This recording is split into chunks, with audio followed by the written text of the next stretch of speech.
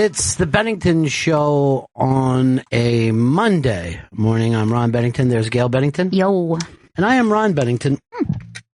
Gail, got to start it with a little Beach Boys today. Yeah, that goes out to Russia's the Worst, Love It or Shove It, who said her father passed away this weekend. And yeah, so she was looking for Beach Boys tributes for her dad. So that's for her. We're sending her love. That's very, very sweet. I'd like you, when I pass away, is there a song called You Never Appreciated Me, or Hey, Don't Start Saying Nice Things About Me Now, You Didn't Before? No, there's not. Somebody please write that. Be played. Somebody please write that song so we have the exact song to stick up America's ass. I'm going to be busy denying people at the door, which was a job you told me since I was a child. Love it. You said you wanted to be standing at the door and telling people, no, you disrespected him. You don't belong here. He would never want you here. The fact that I told you that as a child reminds me, we will be at a little show called Creeps with Kids tomorrow night. Just... not the best advice, probably, for a youngster. Funny enough. It's funny. Yeah. And I take that job very seriously. Unfortunately, you probably won't have anybody to turn away. No, that's not true. Hopefully, I'll live as long as I want to. And they'll be, who died? No. Who? What do you mean when you say radio? Did that used to exist? I'll be standing at the door saying, I said good day, sir. I'll tell you, one of the people who might turn away is that some bitch sitting right across from me now, Chris Stanley. Oh, come on. If he's on that list, I will do that for you. He's the only name on the list. I'm singled out. Chris, he didn't want you here. It's let me in. And then I've also asked Fez to give a eulogy where he cries for 15 straight minutes without being able to form a word. Like every time it seems like he's going to start, he just bursts again. You know, because no one could say anything good enough about me. But the fact that it's so overwhelming that you can't speak, that's what I want. Yeah. And then I also want you to bring up hoagies and sodas. I will. And chips and sodas and tasty cakes. I will bring those up. The sweetest. All right, you see that, what's the girl on the right's name, works for MSNBC? Oh. She's a real girl. She's a PA girl. I watched her today doing that because they're in front of Trump Tower. And then I watched as soon as she came off to tell her producer, stop moving around so much. And I was like, I love it. Go for it, baby. But, you know, it's so funny. Every day I walk past Trump Tower. That's, you know, part of my walk. And every day there's a reporter out front, but he's not in there. There's no reason to be at Trump Tower. You're just like, we're here outside of Trump Tower, awaiting word. You know, Castle Trump. It's just a very funny thing. And it's just set up now for reporters. Yeah. They have it all gated off where that's their area. We're here at the headquarters. But that creeps with kids. Tomorrow night, go to thecomedycellar.com for that. Gail and I are joined. We have no idea what we're doing, but Robert Kelly, it's his gig. And he's got Bonnie McFarlane, Jim Florentine, and the real ass dude, Louis J. Gomez, are all going to be talking about their children and giving advice to other people with children. Because if you're parenting, if you're a young parent, you definitely want to listen to Jim Florentine and Louis J. Gomez.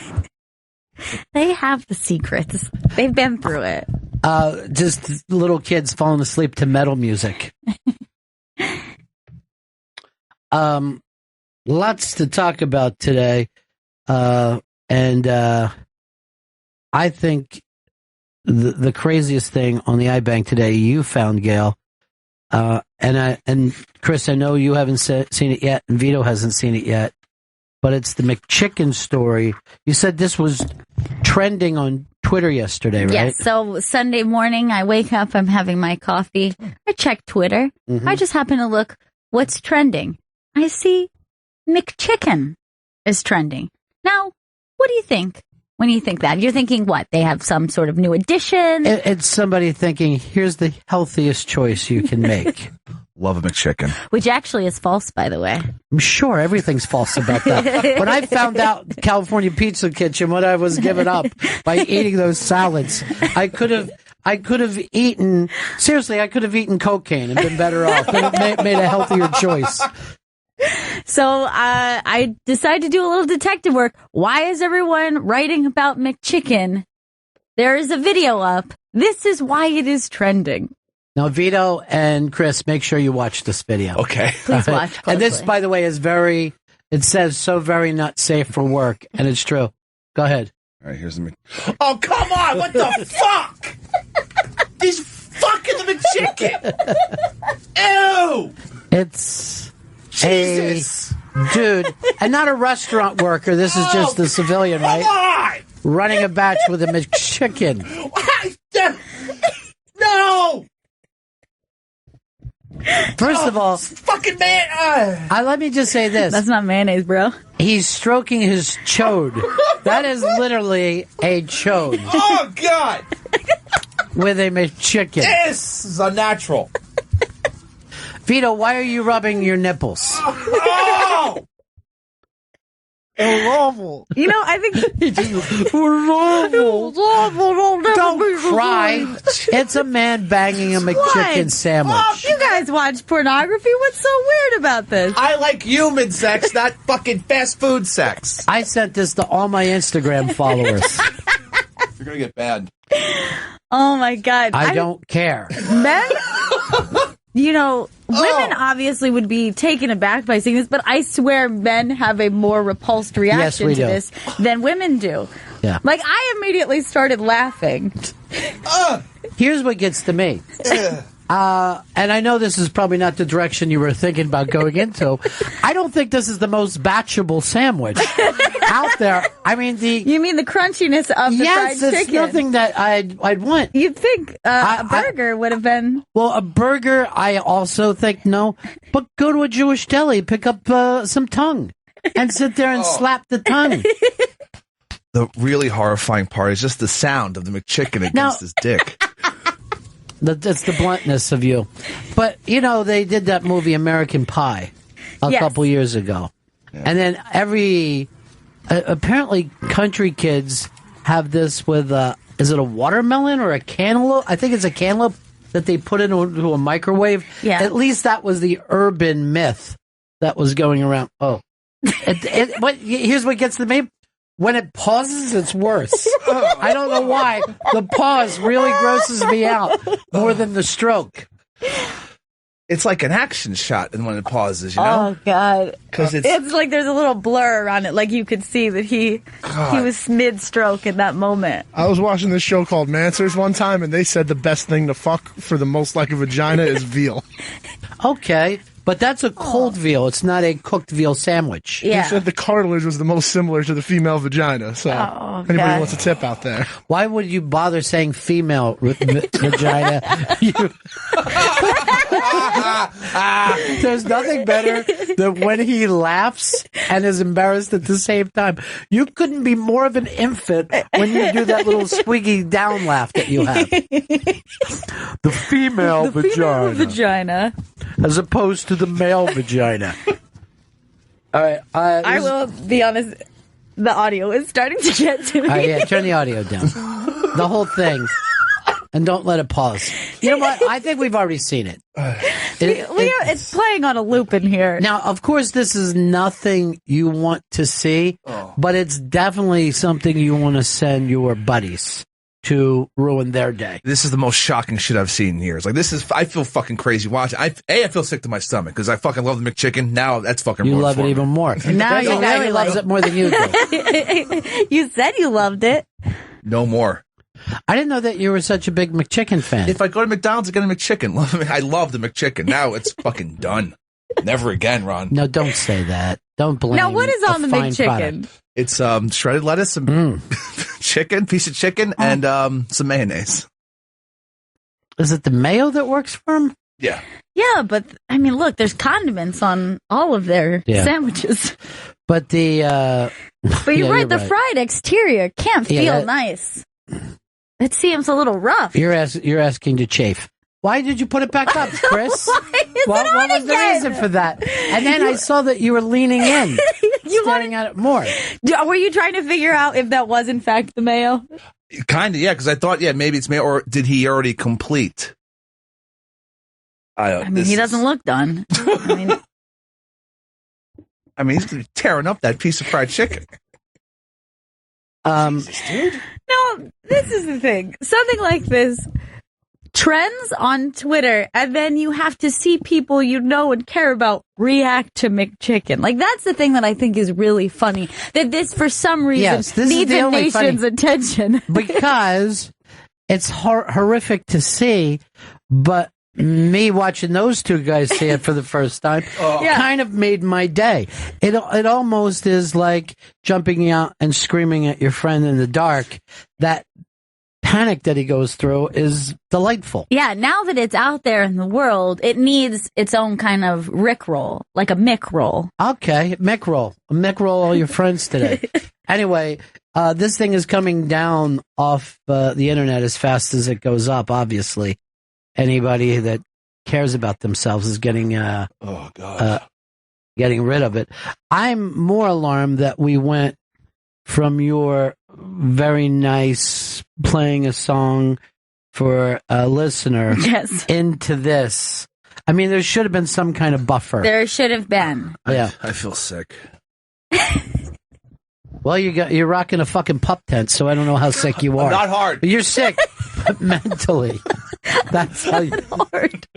No, his bluntness, right? His bluntness. All right, this is a spy report right now, breaking news story. Spy report. Anthony Weiner's wife left him after the most recent Weiner pick. Thank you, Huma. I've been wondering how long this is going to take. This is the thing. Oh, there's the picture of him. Yeah. All right, you can see he's at least just wearing his underwear next to his baby. Yeah, I didn't even notice. Fucking that. Kids right there. Yeah, well, he's babysitting. His baby, and this is last straw for her. As he's texting some broad. I mean, this could probably lead to him not being able to see that kid again if Uma. You know what I mean? You can't go in front of a judge with this picture. No. You know what? You just go like this. Hey, I get it, Your Honor. I'll see him in 18 years. I get it. Let's not even discuss it. 18 years. Here's my card if anybody feels like they want to call me for Yom Kippur. He has a sickness.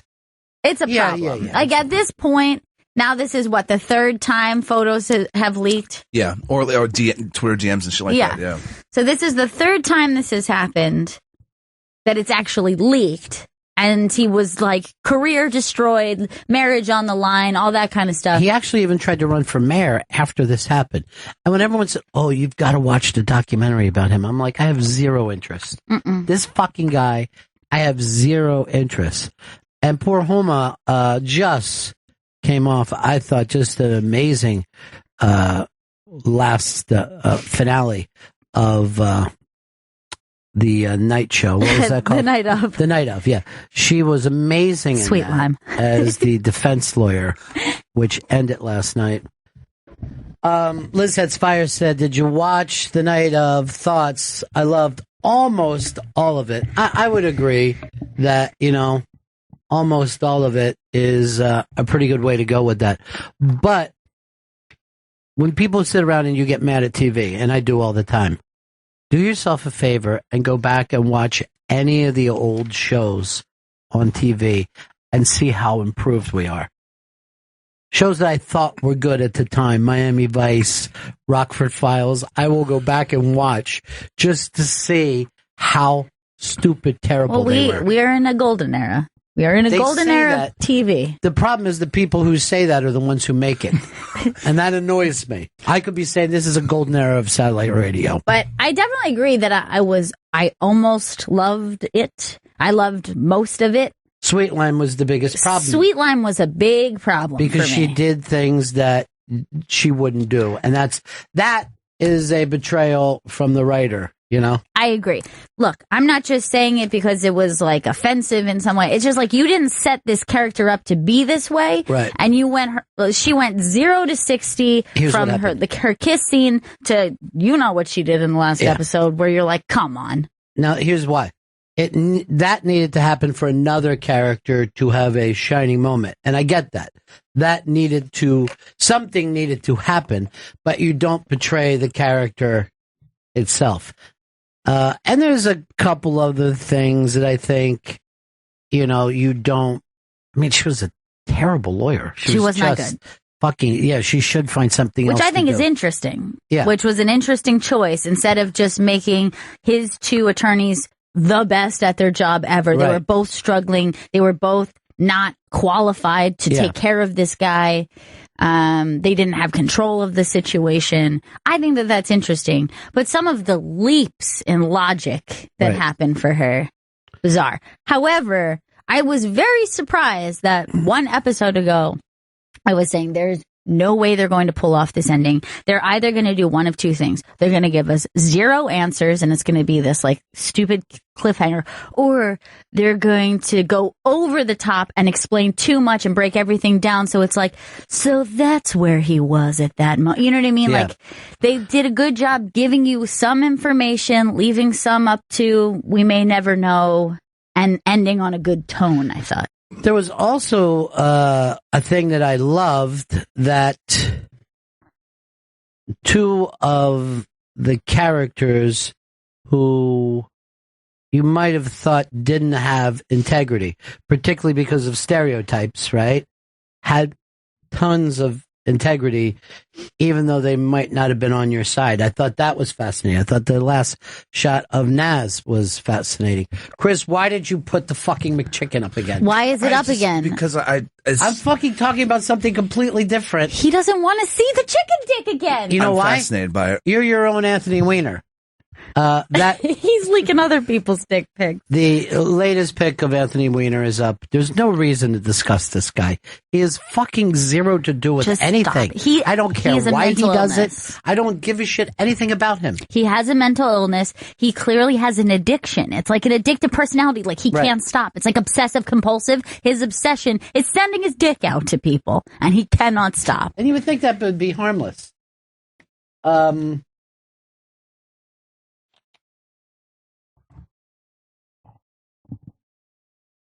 Captain D wrote to us 2 dick-related pics on a Monday. That is really true. That's how we like to start off. It's like a cup of Joe. Gets you started for the week. And some chicken. Bunny says, has he no shame? I think shame is a big part of it. You know what I mean? I was just reading, I think Vice did this article about the amount, it was from an S&M woman, and how many guys like to be taunted that their penis is not good enough. You know what I mean? It's the most common theme for why people go to an S&M person. Really? To have their penis taunted. Well, during the last Unmasked I did with Jim Norton, which, by the way, was just fucking brilliant and hysterical, he says that right now his latest thing is to have his girlfriend's ex, have her say that the ex was much better and much bigger and blah, blah, blah. It's just this weird release that men have all kinds of strange fucking, I guess women do too. They just don't voice it as much. But men have a million different things that are all coming back to the same thing, some kind of little kid shame. That's very strange. You would think it would be one of those things where it's like you want to be berated, but not about something that's really that bad. Right. Like I would have expected them the opposite. Like they wanted them to be like, "Oh, look at your freakishly large penis. You're so weird with it. You belong in a freak show." What is that, a log or a penis? Hey, why aren't there telephone wires on that? Huh? What are we supposed to do? Land airplanes on that big fucking cock? Go float it in the ocean. It's an island. It's an island unto itself. Yes, you got me, mistress. Sorry, I'm mistress. Shut up, you stupid whale dick. That's the only part of Eddie that I couldn't get into was calling someone mistress. Thank you, mistress. I would just fucking break character. What year is it? I'd be like this. Oh, I'm sorry, Connie. I guess I should have been hit, Connie. That is not your safe word. Well, that was the time I told you Opie made the S&M lady cry. Yeah. Is one of the things that she got mad at is that we weren't calling her Mistress Sadie or whatever. And I'm like, I'm not in the game. That's exactly what I said. I go, this isn't my fucking thing. I'm broadcasting here, bitch. I'll fucking knock you out on the street. Put that fucking cat of nine tails up to me right now.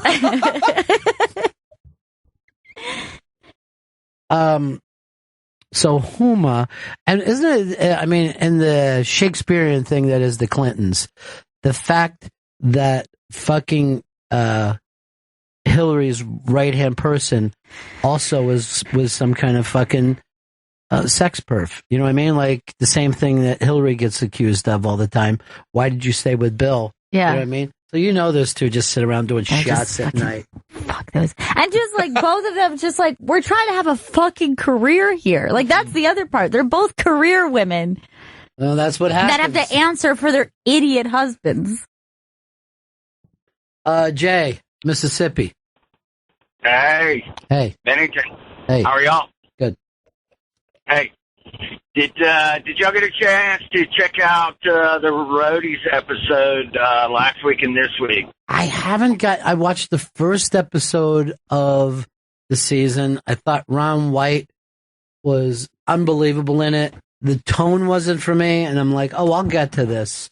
And I'll watch it, but I never got back into it. I have them all recorded. It's just like there's so much stuff. Sunday nights are a pain in the ass. They're really, really overwhelming.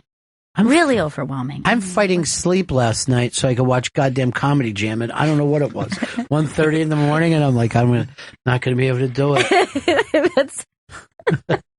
That's always my experience Sunday. Like I'm trying to like keep my eyes open to watch 4 or 5 different shows. And then there's a Tuesday, and you don't have fucking Jack Dick to watch. You have nothing. Oh, and by the way, Vito, stop saying that you're a fucking super fan of Big Brother, because you're never part of the text party.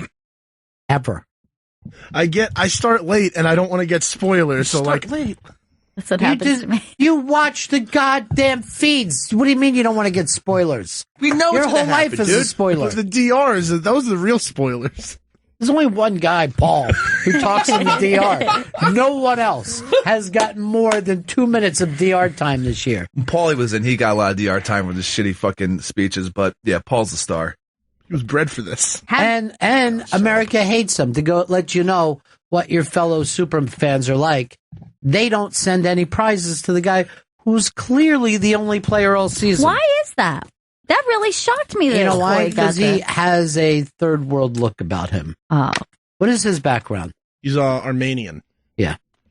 They look at him and they just see terrorists. That's my belief. That's terrible. That's terrible. That's terrible. That's terrible. So terrible. All right, you can take down the Anthony Weiner with a heart on next to his baby pic. Please. I mean, there's just so much today.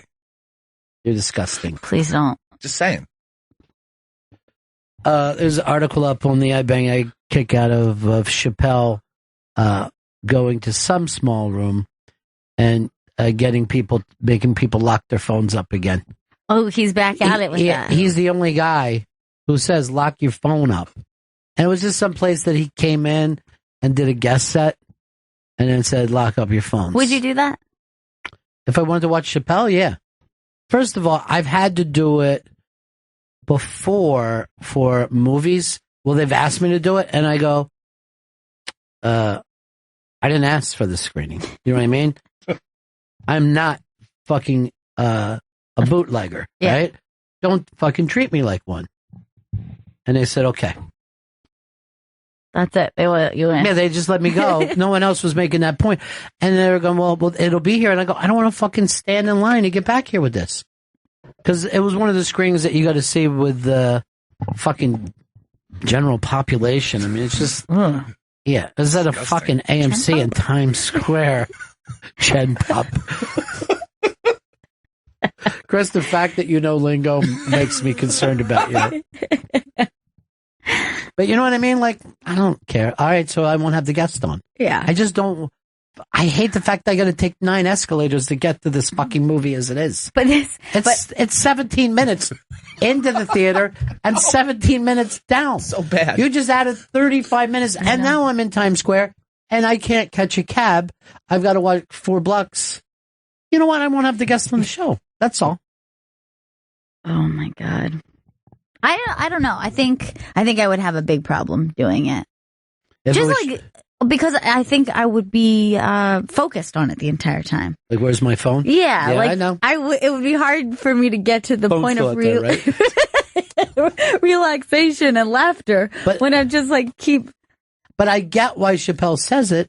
He doesn't want his fucking act out before he perfects it. Period. I agree. I agree. I wish that people could just behave themselves and abide by the rules, but it would give me anxiety to do it because I would never in a million years. I wouldn't take a picture. I wouldn't record video. Well, this is the thing here. People, we'll invite people in for an unmasked, and we have a very small, fantastic room to see unmasked. So you're going to go in there, and let's say the Fonz, somebody that Vito's mom has loved her whole life, right? She's sitting 5 feet away from the Fonz. I mean, it's amazing. For someone to then to go, even though we make announcements, they put their phone up, and I have to say to them, excuse me, but this is how Sirius, makes its money by booking and doing these exclusive things. You can't just record it and put it out. You're also here, just feet away from this person you came to see. Just be here in this moment. Enjoy the experience. Just enjoy it, and then be able to talk about it later because you paid such close attention to every moment. All right, someone wrote into us. Did you realize that you can see Weiner's entire penis in that? Yes, that's why he does this. Yeah, he likes it. He loves to show off the D. He has a sickness. He's crazy, and Homa's done. Homa's out. Yeah. And the text messages he was sending the chick before he sent the picture were really weird. It was like, oh, it looks like someone crawled in the bed with me. And she was like, what? And then he sent her a picture of him with his heart on. I don't need to know this about their family. I'm so None of this stuff has anything to do with us. I'm so this guy, there's no reason at all that he should be famous. What was his job? His biggest job? Like commissioner or something? Yeah, it was a very low level. Then he gave some speech during the 9/11 commission. That got him heat. That made him think he could be mayor of New York City. But he didn't come close. He got 2%. He fucked, yeah. I figure I could get 2% easy enough. Just running on one thing, free subway. What? Really? Yeah. You mean sandwiches or train rides? Oh, that you would get a sandwich. Okay. Look, the fact that they're bragging that they have Wi-Fi at the stations now annoys the shit out of me. Well, that's great when I'm in the station. Yeah. That's 5% of the entire time that you're doing any trip. You want to browse the internet while you're fucking on the while you're subway? waiting. It would be much better on the train, wouldn't it? Well, you can't get them in the actual tunnel. You can get it at each stop, so you get it just for a few seconds. But now you can get radio when you're going through the Lincoln Tunnel. I know. And you weren't able to do that before. I don't know how they're pulling that off. This is the thing that I love. So a woman's walking by us and she's just pulling her suitcase still. She got to have your suitcase anywhere that isn't a suit. I don't mind seeing people's suitcases, I think. But once, in a hotel lobby, seeing a suitcase at work is... oh, you live out of that thing? Is that your underwear in there? Ew. It's horrific. That's all your stuff?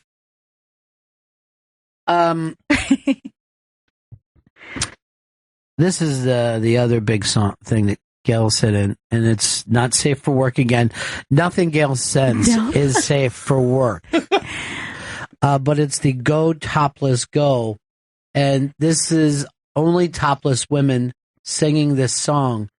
But they're not titty dancers. These are regular women. Yes, these are women who are part of the Go Topless movement, which is trying to get it sort of normalized that women, if they would like to in public places like beaches or parks, go topless, just like men are able to go topless. And they wrote a little ditty to go with it.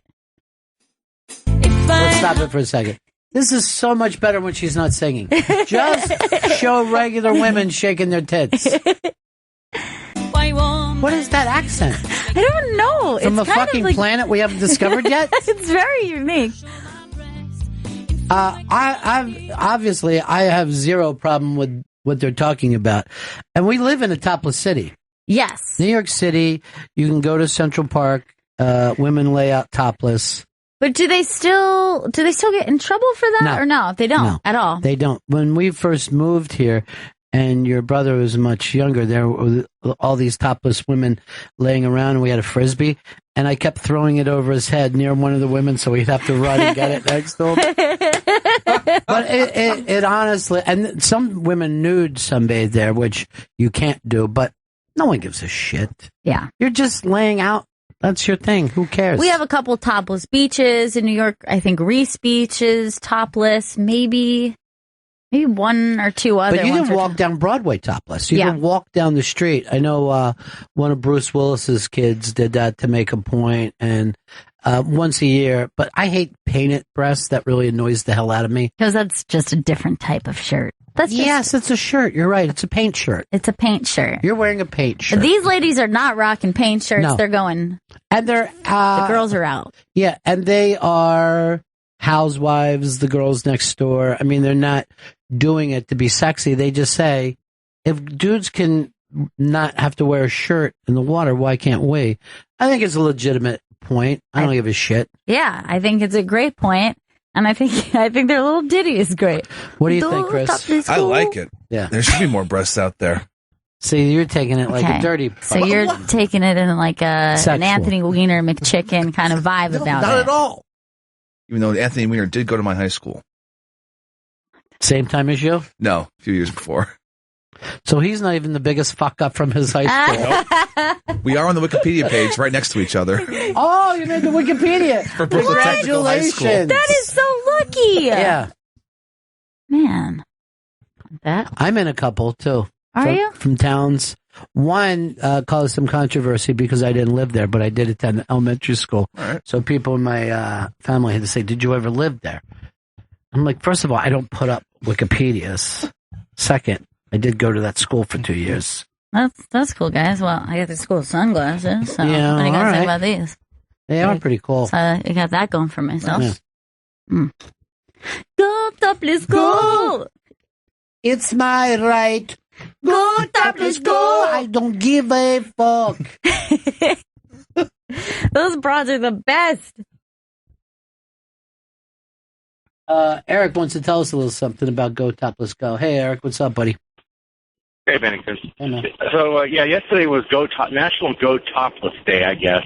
And they had a bunch of people marching down through downtown Denver. And it shocked the hell out of all the tourists and the general crowds downtown who were there videoing it and taking pictures. A friend of mine at the Denver cop was down there, and he says, it wouldn't have been so bad. He said if there was actually some good-looking breasts in there. He said, but there were some downright scary-looking ones. But you can say that about any guy that you see on the beach. Yes. I mean, the number constantly. Like if that was the rule, sure, that would make sense. It's like if you're disgusting, you have to wear a T-shirt when you go to the beach, guys. So most dudes would have T-shirts on. See, that's the thing. There are not a lot of head turners. Yeah, on the beach with 98% of you would be in the T-shirt category. Enough people have let us know that Weiner was a congressman, but being a congressman in fucking New York does not make you celebrate it at all. You know what I mean? Like, it's not a big deal. It's nothing. It's like saying that you sell fucking beach toys in Malibu.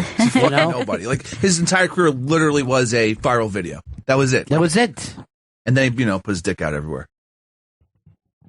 Now, the last one was on social media sites, but this one was just the fucking bitch that he was sexting with decided she could make a few bucks, right? Yeah, she released a bunch of the pictures. There's like 3 or 4 of them. That's the problem with any fucking ex. It's the problem with him. He has a problem because he can't stop. Like, why can't he stop? Why don't you learn that these people are not trustworthy? These are not women you're in a relationship with. But these are strangers. You already said that he's sick, so it's like saying to an alcoholic, why are you still drinking? You know what I mean? Like, if you're really going to see this as an addiction, there is no fucking common sense to it at all. But it's still fault. I mean, you still have to. No, but but what I'm trying to say is the logic doesn't even work. Logic is not what this thing is about at all. Oh yeah, he's clearly has a mental illness where he cannot stop this. Like, he has had enough bad things happen to him in result that you would say, just like any addiction, is this not rock bottom at this point? And now he's losing his wife over it, who's stuck by him. Maybe that's what he wanted. You know? Fresh start. Now he can go out. What was the Spanish name that he gave himself out? Oh, shit. Like El Chubbo or some shit like that? No, he's free. Now he's free to do whatever he wants to do.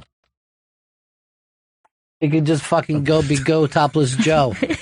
Carlos Danger. Okay. Carlos Danger. Dude. Carlos Danger. How I love him. Greg in Chicago. What's up, buddy? Hey, Bennington, longtime fan. Heard you guys on YouTube from Opie and Anthony, and you guys are great. Thanks. Gail and Stanley, and love you, Benny. Love you, Ron. I don't want to sound like the chick.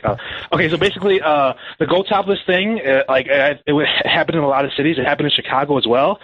And I wanted to go check it out, and I decided. I didn't decide against it. I was going to do a little more investigation, and the guy who started it is named Rael or something. It was started by a guy, and his name is Rael, and he's basically like a cult leader.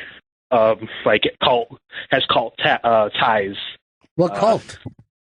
I don't. What was that? What cult is he part of?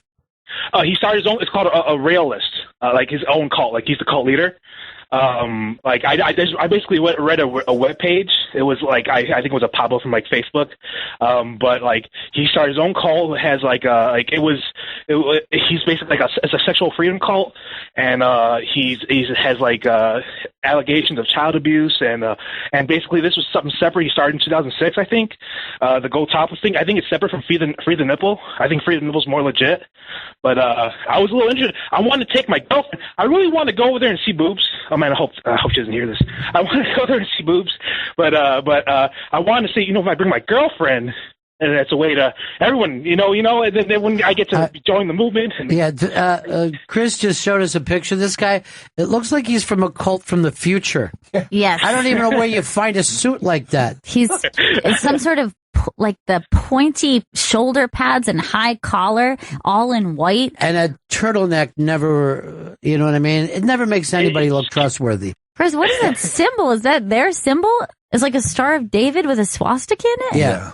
And that's kind of cool. You know what I mean? It's like we're coming together. We like everybody. All right, thanks. All right, Go Topless Joe is the name of the movement. Specifically you, Joe. We'd like you to go topless. That's fucking hilarious, though. I wonder what it takes to actually be considered a cult. You know what I mean? It's like 3 followers. That's but why isn't the Friars Club called a cult then? At what point do you go from being an organization or a hobby or a group into a cult? I think from what I can tell, any new religion usually, the newer you are, you're going to get cult status immediately, because unless you're But it has to be religious based, you're saying? Yes, it has to be religious or spiritually based. But we could start a church tomorrow and just say that we're a Christian church and people wouldn't call us a cult. If we Do people have to stay there for it to be a cult? Yeah, I think, no, not necessarily. I think that it's just people just keep talking about it. It's just they bring it up a lot. It's made up by outsiders. Yeah. No one says, welcome to our cult. This is our cult. Yeah. I talked to Crazy Jen not too long ago, and she's doing a lot of yoga, and she says, it's like I've joined a cult, really. I'm like, well, that's not a positive, what you're saying, and it's just yoga. I don't think it's a cult. They have it next to the fucking nail tech salon. I'm a member of this beautiful cult. Yeah. You should check it out. The Catholic Church, not a cult now, but you're saying probably was considered a cult when they were brand new. Yeah, I think any new religion is going to get that status of the other religions turn around and go, well, that looks dangerous, and it's made up because it's brand new. They want to say, right, this is a new thing, it's made up. Like the Mormons were probably considered a cult for a while. Now they're, conservatives. Yeah. Yeah. As soon as they had the thing, the only idea I agreed, as many wives as you want. Many as you want. Yeah, keep them coming. But they didn't say as many husbands as you want. As many wives. It would be easier to share a wife than it would be to have multiple wives. But by the way, those wives cannot interact in any romantic or sexual means. Everybody has their own bedroom. Wait for daddy. Yeah. Daddy makes a choice. Well, I think that if Scorsese showed up on the set and they said, "Oh, we shot 3 scenes before you got here," he'd be pissed. Yeah. He's like, "I'm the one who says, cut. I'm Martin Scorsese." I think that's the way he talks. Yeah. Like Curly Joe. See Vice Principals last night, Chris? No, I did not. You can't keep up with Sunday night programs. Look, it's too difficult. It's too difficult. I got sucked into Last Chance U. That's what I did yesterday. I fucking told you to watch it, so now you're saying I'm a cult leader. I love this football cult we're in. The NFL is kind of cult-like. In a little bit, we'll get to the Colin Kaepernick story, which is the only thing that ESPN is. Colin Kaepernick, almost immediate. Look, there he is right now on CNN. He almost immediately became the Donald Trump of the league, where he's just dominating everything. Did anybody say how Tebow did the other day? I didn't see anything about it. I think it was the Post that called it T-ball, which I got a big kick out of. Pretty good. T-E-ball. I thought was cute, but I tried to watch a little bit of the VMAs, and there's just no there for me. Yeah, I watched only Beyonce's performance. So I watched that, which was like a 15-minute long performance of Lemonade. I looked at some photos of like everybody dressed up crazy, who wore what, but I didn't actually watch the program except for Beyonce. Well, if you saw Beyonce, you basically saw every performance because they all do the same thing.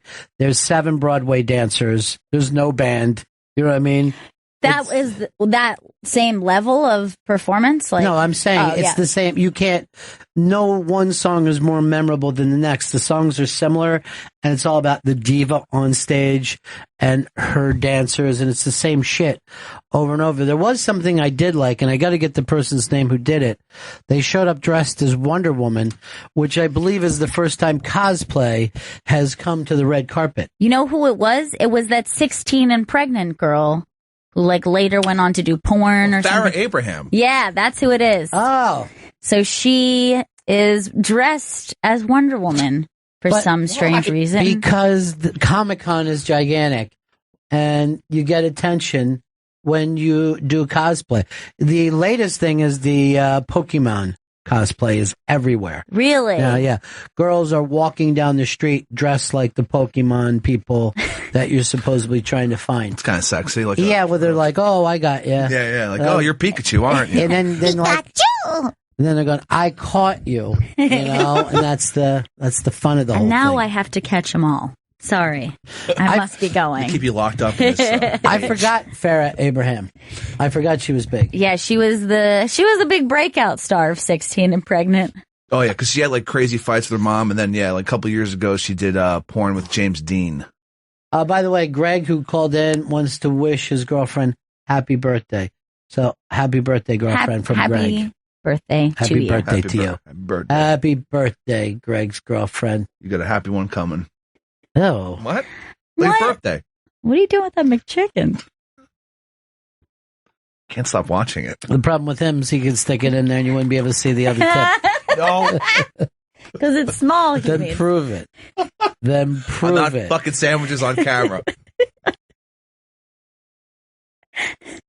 I also love that thing that you sent in where the soccer player did the flip and landed. This has become the newest thing in sports. You're just constantly flipping and landing on your feet. Yeah. So this is an insane move.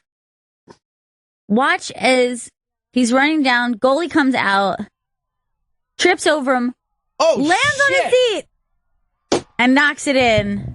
Now, there's some high school guys leaping over people like that now. Football players landing on their feet.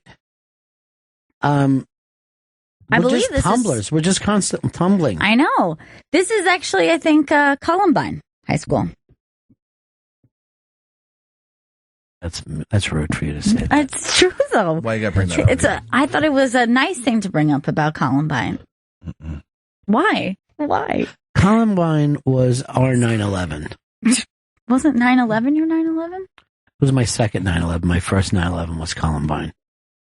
My 9/11 was my Columbine. You know what I was thinking? What my 9/11 might have been, because his name, Mark David Chapman, was just turned down today.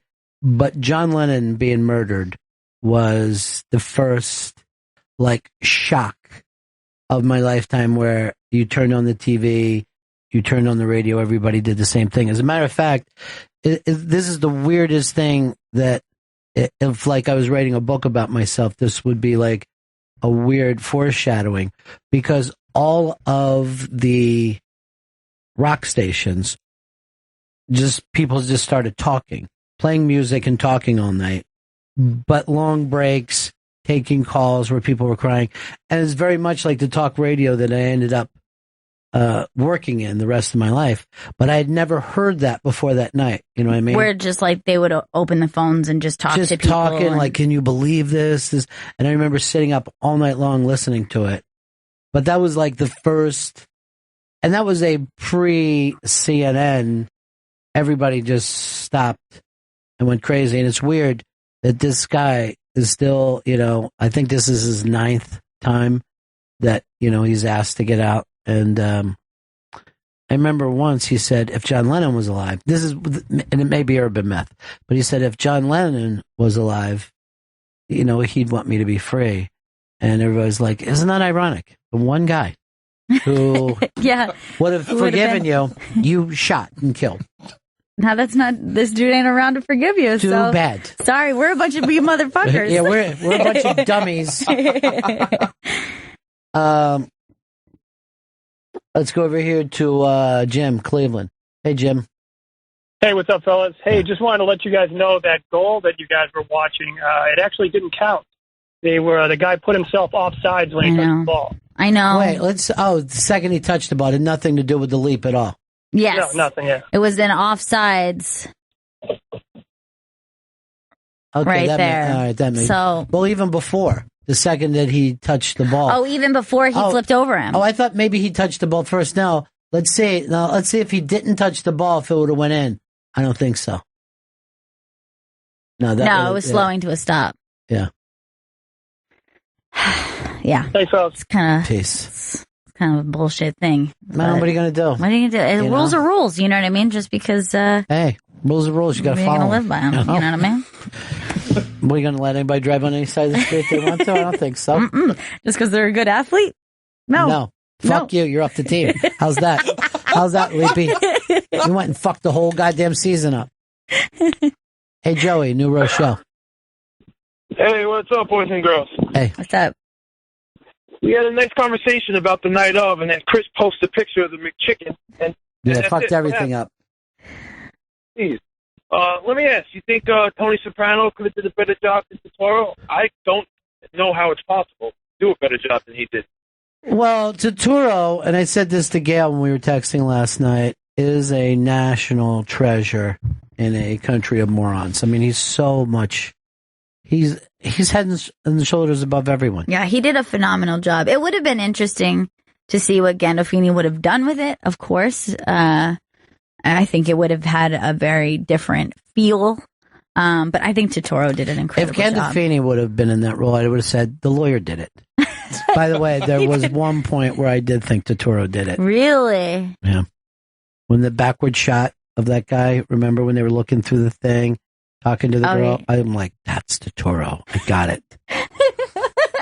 I'm not going to ruin it for anyone because I know everybody's got to play catch up. But there was at least 15 times where I thought one character was dead.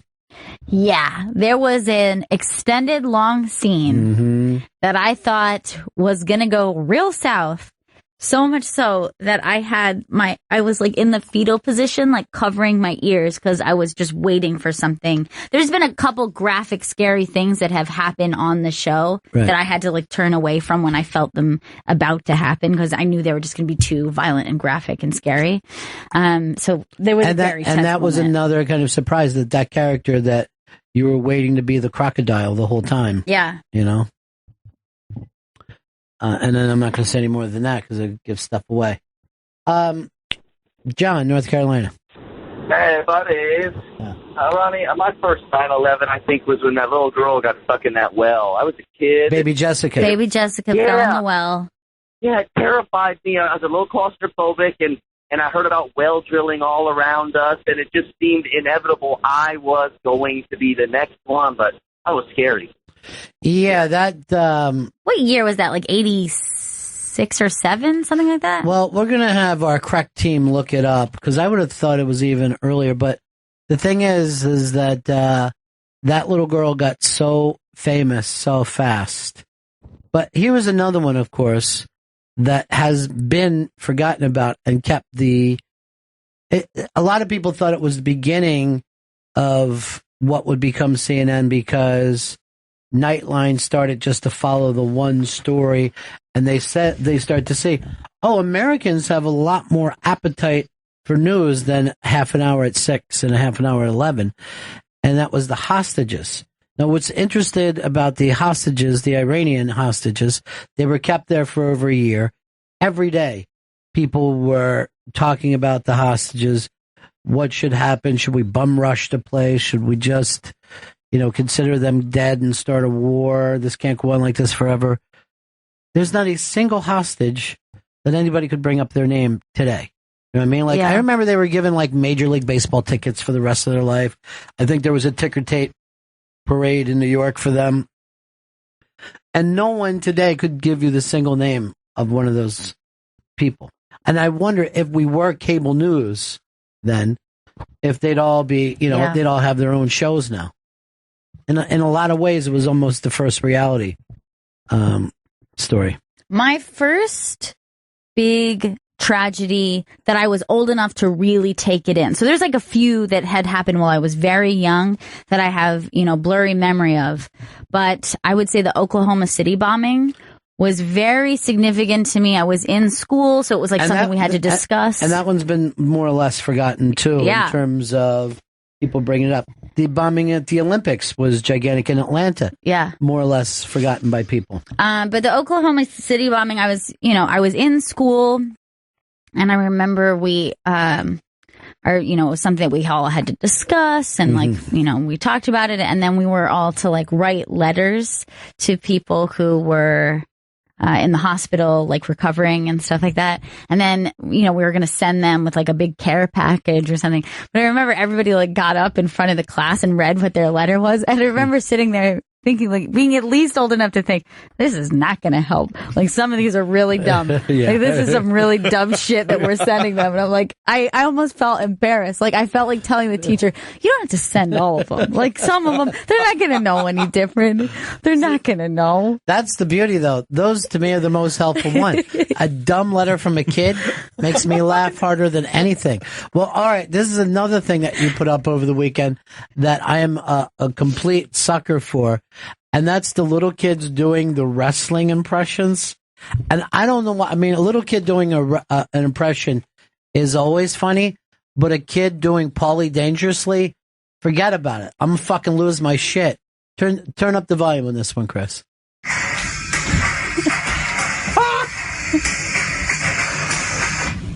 My name, ladies and gentlemen, my name is Paul Heyman. and my client, Barack Lesnar, is going to take you. Look how Lesnar's doing the shaky head, going back and forth. 100% of the time. That kid. I'll mark out for that guy, that kind of shit. Oh my God.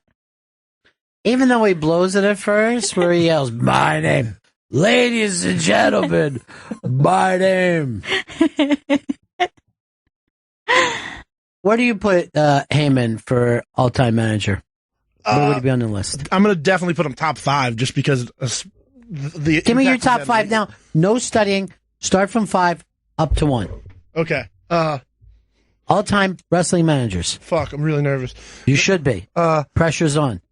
Number 1, Mouth of South. Number 2. Wait, Jimmy Hart? Yeah.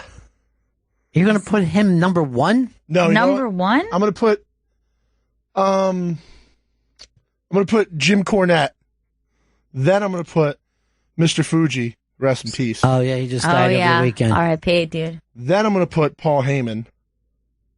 Then I'm going to put Mouth of the South. You've left off number 1. You've lost number 1. Who, the Master Style? No. Bobby the Brain Heenan. Fuck! Heenan. Heenan's number 1, dude. Fucking idiot. For me, he's more of a commentator. What? That's crazy. No one's ever managed more fucking bums to getting their tag team titles. He carried everybody. There was not one person that he had that was as big a star as him. How do you forget Bobby Heenan? I'll give you some credit for remembering Cornette. Yeah, I will. Cornette was great. Yeah, he was fucking hateable. I mean, I literally hated him the whole time he was out there. I hated him every fucking moment of the day. That racket? Just everything about him. Piece of shit. He just fucking reeked it. So he had to be great. I mean, the response that he got out of me, because there was never even one day where, he's pretty good, at this. I'd just be like saying, shut the fuck up. You piece of shit. Who cares that you got a fucking car phone that you're carrying around? Also, you didn't put any of the ladies in there. Well, the ladies they're a tough one because there's never been any that were good with the mic. You know what I mean? Yeah. But that became, Miss Elizabeth, I guess. Yeah. She was just a graceful beauty. Yeah, she was. Well, Luna Vachon was great with the mic. Luna Vachon was very, very interesting, and I'll say this, underrated. I thought Marlena was always fucking hilarious and interesting. We wouldn't have the greatest wrestling theme song of all time without Sherry Bartel. I don't even know if I would put that as the greatest wrestling theme song of all time. As a matter of fact, I'm almost offended by it. But the fact that you forgot Heenan and then said, I just see him as he did everything you could do in this business, my friend. Heenan's number 1. I love Heenan. And none of you guys remember the man who brought Cyndi Lauper. Captain Lou. And no mention for Classy Freddie Blassie. Who was fantastic. I remember I'm old enough to remember when Blassie would fucking wrestle on Saturday mornings. They would bring him in from California into the old WWF. And when he would start biting and gouging, and they would put a big X up on the screen. And you'd be like, what the fuck is happening? What is Blassie doing now? I remember when it came to Heenan, Dave Letterman telling this story that there was wrestling at the high school, and Heenan was there, and he was introduced as from Beverly Hills, California, and him being a kid thinking, why would anyone from Beverly Hills, California, be in this bumfuck arena in the middle of Indiana somewhere? And the Grand Wizard from the early days. What about the $1 Million Man, Ted DiBiase? Would you put him up in top 10 status? Not in any part of his career. One thing, gimmick, but nothing ever interested me about him. And now that he's born again. Is he? Oh, he's been born again for like 20 years. But he gets introduced as the $1 Million Man. And I'll make a nice speech about Jesus now. He could have kept us from Stone Cold. Because he was the $1 Million Manager when Stone Cold was the fucking ringmaster. Yeah, and that was a shitty gimmick too, wasn't it? What about Slick? I remember Slick. Yeah, Seven Master style. Slick, I will give him this, best dressed. Oh, hell yeah. One thing the managers do now that's really bad is they really get focused on getting over more than the people they're representing. Look, let me tell you something. Heyman is the only fucking interesting thing. He's the only person out there who can fucking turn a crowd or can make a crowd get a point, as has to be pointed out to your generation, that you guys were an embarrassment in Brooklyn the other night. And Mankind pointed that out to the world. Oh, when they were booing the title and just hijacking the show. He said he was embarrassed. It was bad. What happened? They had this title that was like fully red. That's the new world championship, and the fans spent like the entire match. That was actually like a really good match, just chanting about how much they hated the title instead of watching two guys go out there and do a really good job. Because a couple years ago, they let them get away with all that shit, and everybody thought it was fantastic when they were doing the Yankee cheers for stupid things. And it was like, oh man, the energy of the New York fucking audience is amazing. And now, of course, they've taken it like they always fucking do, and they become like a class of haters. They do the fucking wave, which I think is the most disrespectful thing you could do, is do a wave. You were at that event. I don't do. You were wave. there. You're part of it. I don't do that. You tweeted from there. I did tweet from there. You were snapping. Wait, they were doing the wave during... They do the wave during matches they don't like. And sometimes even matches they do like, they think it's cool to do the wave. I think the wave is bullshit in most sports, especially wrestling and baseball, the two sports you shouldn't do the wave in. But football, you're okay with the wave? Yeah. That's where it started, right? Football? Yeah. Supposedly Seattle, and then other people say it came from certain colleges. I don't care for the wave, although loved it as a kid. Yeah. The anticipation of it coming look, around.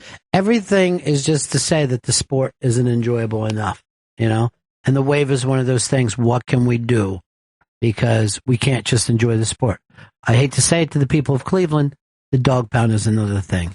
It started trouble of people dressing up and making it about themselves rather than sit there and enjoy the fucking game that's going on. It's cosplay. Yeah. I see Butt Fumble's going to get cut by Denver. Yeah, I saw that. He was at the beginning. He was supposed to be the guy. No Butt more. Fumble. Not even top three. He's getting the fuck out of there. He's done, Sanchez. He went to 2 fucking championships in a row. Yeah. And now he can't get picked up by Denver. Tommy Johnigan is doing James Corden on Tuesday night. Nice. Make sure you're locked in.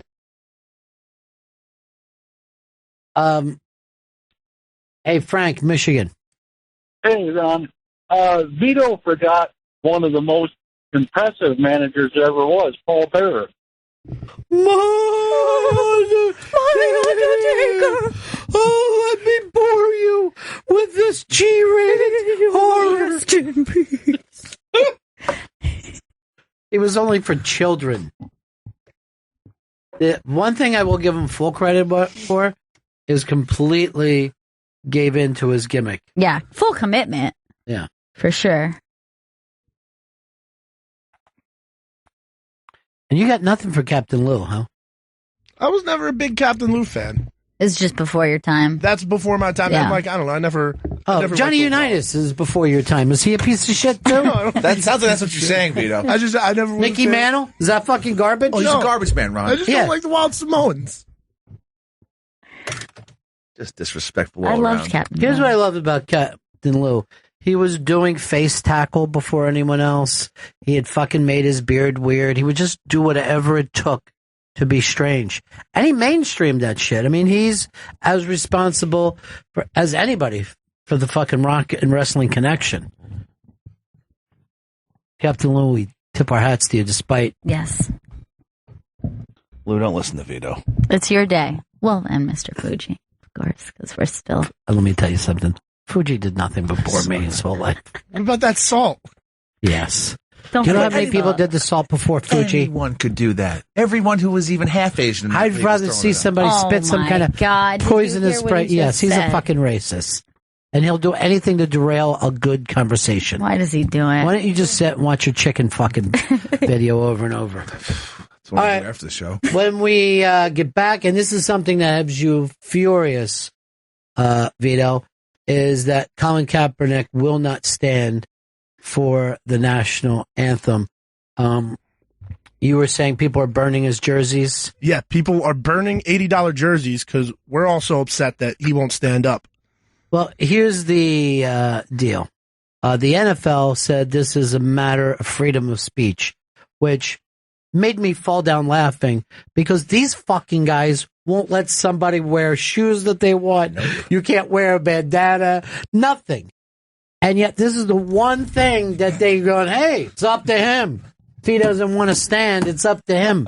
So we'll talk about this when it gets back. 844 Rock God, 844 Rock God, because you know if he doesn't start standing, that he's going to get booed wherever he goes, which also seems to be somewhat disrespectful. I've been to ball games where I just fucking hear people, take your fucking hat off, and just screaming at people to take their hat off. And I'm like, you're also fucking up the national anthem. I didn't notice the dude who didn't take off his hat, but I noticed you yelling, take off your fucking hat, you piece of shit. So do you hate the fact that Colin Kaepernick doesn't stand? 844 Rock God, 844 Rock God, or do you say good? And an athlete is being political. The story of Black Lives Matters to him, and he's brought a lot of attention to it. And I will tell you this. He's brought a ton of attention to this. It's on 24 hours a day on ESPN. The fact of a guy who may or may not start this year will not stand for the national anthem. 844 Rock God, 844 Rock God. We'll pick it up, but I know you're furious about it, Vito. Yeah, because fucking Carlos Beltran, when he played in Canada, he didn't stand for the national anthem, but when he came here, he fucking stood for our national anthem. You don't do that here. You don't do that here. That's Canadian bullshit is what you're saying. Canadian bullshit. Okay. Right. 844 Rock God, 844 Rock God. I'm going to get Gail's opinion, Chris' opinion, but I've got to get into a golf cart because their opinions are always so far left. It takes me forever to get there. Right back. It's Bennington. It's the Bennington Show. We're talking about Colin Kaepernick, who has divided, I guess, the sports world by him deciding not to stand up for the national anthem. Vito, you take the idea that this is just totally disrespectful? Yeah, he shouldn't be doing this. Our troops fight for us every day. Football, basically America's fucking major pastime right now. You shouldn't be doing that to them and to every one of your fans out there. Dude wouldn't be doing this if he was a starting quarterback and his job was on the line. Well, you know, the NFL kind of backs him, and they never back anybody for anything. So I think they love the heel turn from a show business point of view. They're loving the heel turn. Gail, where's your opinion on this? I think it's fine. If he doesn't want to stand, he doesn't have to stand. It's like, first of all, it's one of those things we've talked about before, like when we said, I know recently he came out and said otherwise, but, you know, Michael Jordan kind of stays out of the politics a lot of times, doesn't, in the past hasn't said, oh, I am for my race, you know, like whatever. But I know that he has recently. This is somebody who... Is this not a different situation? No one would say, if he stood up and he said, hey, I really believe that the attention gets paid to Black Lives Matter. I think that it's an important thing. That is different from I'm not standing for the national anthem when an entire stadium of people is standing. Yeah. Well, the reason behind that, I would think, is because it is such a bold move that it speaks louder than an interview where you say, I support Black Lives Matter, or this is something in the news that's really upsetting me. He felt the need to do something. Stunt. You're saying this is a stunt. Well, if you call, you know, standing up on the Olympic podium doing, you know, Black Power fist, if that's a stunt. Yes. And that was in 1968. Yeah, but that's what I'm saying. If you mean stunt in that sense, then I would say, yeah, it's like, it's because here's what happened. You're not focusing on the issue now. You're focusing on the national anthem and the fact that we who don't agree on a lot of things will say, okay, the United States of America, you're not just standing whether for what we've done, you're also standing for what we're going to do. and you're taking your place, why not just say this? Oh, I'm not going to stand up because we need more people for cancer research, or I'm not going to stand up because of this. There's plenty of things to bitch about, but you're taking on the whole idea of this now rather than just one part of it. I think it's okay to do that. I think it's all right to use your voice in that way if that's what you want to do. And the practice is very strange, the way we hold athletes to this thing where they have to do this. Oh, but why specifically athletes? I mean, we don't do this for any other job when we employ someone. Everybody in the stadium is doing it. You don't see me going, even the hot dog guy stops. You try to buy a hot dog from the guy, he's like, hey, this is the fucking national anthem. I'll do the same thing. I'm not walking around doing fucking take me out to the ball game because this is our thing together. This is our thing together to say we're going to take a moment. This is why we bring the troops into this. A lot of times it's not just a regular flag. We're going out and getting a giant flag, sometimes a 100-yard flag. And now you're not going to stand up? I mean, it's a big flag. I agree with you. There's a lot of people holding that flag. I think it's a very American thing to exercise freedom of speech in this way. Dissent is part of our culture and our freedom as Americans. I agree 100%. And that's why he's going to get a lot of dissent for what he's done. And because, like I'm saying, he's not specifically bringing up what it is. He's saying this thing that matters to you, I'm going to sit down, even though all my teammates are doing it, everybody in the league, everybody in the place. There was a thing in my neighborhood. We would go to the games when we were little kids. We would climb the fence to get into the high school game and not pay a couple bucks that it cost and then use that for a little mad money for ourselves. Mm-hmm. We would do it during the national anthem because the cop would not chase us. He would just sit there and look at us while we're going over the fucking fence. And there would be 40, 50 kids going over the fence at the same time. And then when you get older, you're watching it, you just crack it up. You're like, look at these fucking kids. Cop can't get them. It was wonderful because the adults said, we're going to stand here, and honor America. Here is Travis, Colorado. Yeah. Am I on? Yeah, you're on. Turn your radio down and go ahead and talk to us.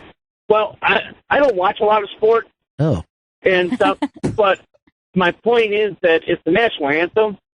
It's what it stands for. I've had family members in wars and stuff like that, and that's kind of what it stands for.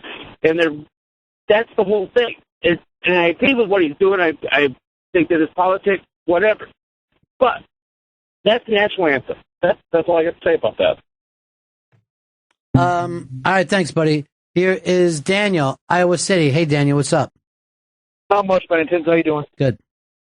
So I kind of take offense to what Vito was saying and agree with Gail and disagree with the last caller. So I was in the military for 8 years. I deployed to Iraq when it was extra shitty back in the mid-2000s. And, I mean, he's exercising his freedom of speech. That's what we fight for as a military. That's what we deploy for and defend the Constitution. So he has that God-given right. But no, hold on.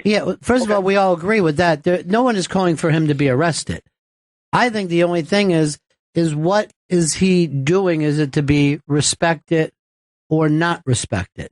And again, why is this one issue the only issue that he thinks could sit down for? You know what I mean? Like, I would honestly think this would be more powerful if he was a white person doing this. You know what I'm saying? Why? Because this is just like, this is my own personal issue. This is the one that matters to me. Is the next person going to sit down? I'm going to sit down until Hillary gives out her fucking emails. What does it got to do with what's happening at that moment? That's what we're talking about. The moment of here's the game. Here's the tradition. Do you care about it or not? I'm watching Hard Knocks, I think last week or the week before. Because unlike that other guy, I like to watch my sports. They go through a whole thing of where we want to be standing because this represents the whole team. You know what I mean?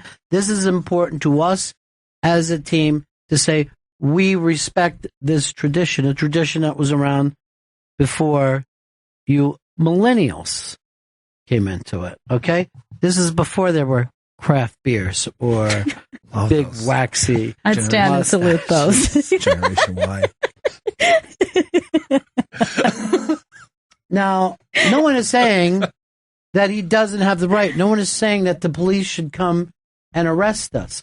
But he's taken his issue and putting it above his teammates and above his city and, quite frankly, above the sport, because that's what's being talked about right Yeah, but now. people do that with their religion, right? People talk about their religion in terms of sports, and they pray on the field, or they use gestures, or they look. There are people that won't stand up for the national anthem because of their religion. I don't know who they are. I'm going to just say Christian Scientists and leave it at that. Might be Jehovah's Witnesses, but they won't even give their fucking kid a present at Christmas. You know what I'm saying? Like, don't hide cheapness behind some religious thing. Vito, you're steaming red about this. I mean, you're furious. It's our fucking children. That's their main That's role our models children. are athletes. That's true. Their main role models are athletes. So to do this, impressionable young children shouldn't have to see shit like this out there. Isn't this the exact kind of thing that you would want children to see? Because then you have a conversation I about. want my kid to respect the troops. When did he say he didn't respect the troops? At Because no that's point did he say the he Rockets' red glare. That's what I'm saying. The confusion of his protest. The confusion of his protest. When we're sitting there talking about Rockets' red glare, is that flag still there? You're talking something bigger than about one moment in time. All right. Now, if you notice, Donald Trump, he'll get up and he'll have all kinds of flags behind him. Right? He loves flags. What he's saying is, I'm in part of the tradition of this country. Hillary won't even wear a flag pin.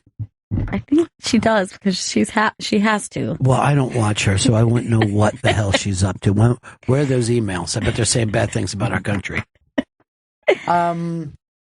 Here's Scott. Scott, what's up? No, I'm with you, Ronnie, about, it's a bigger thing. I mean, of course he has the right to say it.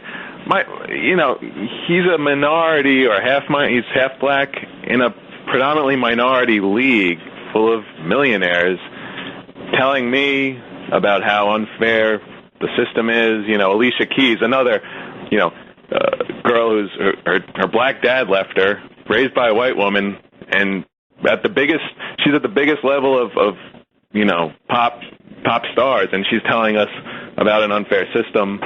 So what you're saying, Scott, it'd be nice if they at least gave whites some credit. Yeah, well, this is the same idea of you saying it would be stronger if a white person did it. First of all, a white person didn't do it. They're welcome to do it, but they aren't.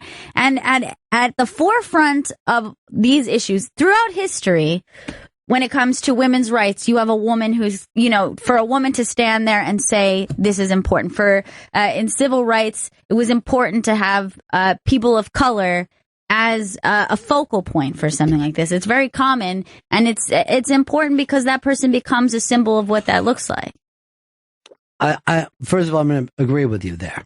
So I'll take a step back on what I said, that it would have been more powerful coming from a white person. I'm saying by just sitting during the national anthem, you're not getting the message of, oh, I guess that's about Black Lives Matter. You know what I mean? So in other words, let's say I had a fucking problem with somebody in the family. So I come in and I disrupt Thanksgiving dinner for it. Mm-hmm.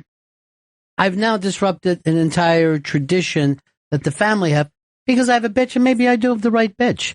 I'm saying you are taking the focus off of Black Lives Matter, not putting focus on Black Lives Matter. But it is part of the conversation right now. At the disruption of everybody else's conversation, which is, this is the time to honor the people. And again, it's volunteer.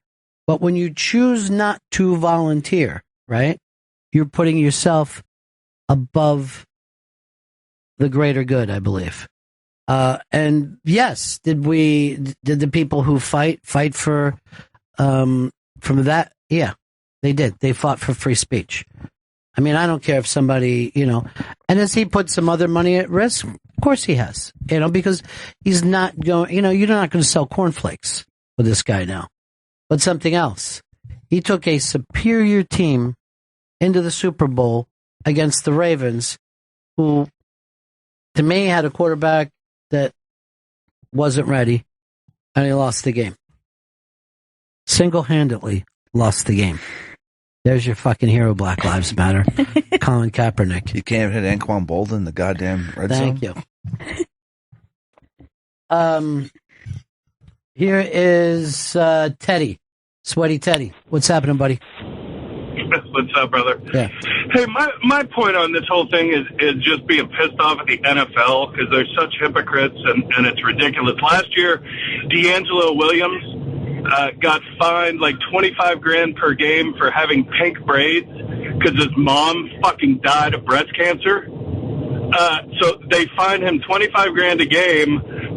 But this gets way more publicity, way more everything, and that was doing some good. That was getting awareness out there. This is obviously the other side of it, and they're letting it go. Makes no I sense. agree 100%. I would agree with that. That if you're going to support this player in making this decision, then you should support players in other stances that they First take. of all, you can't go up during your interview and say, hey, this league sucks, or the ref sucks, or I'm starting to think that this league is rigged. You will be fined and suspended for that, but you're not fined or suspended for sitting during the national anthem.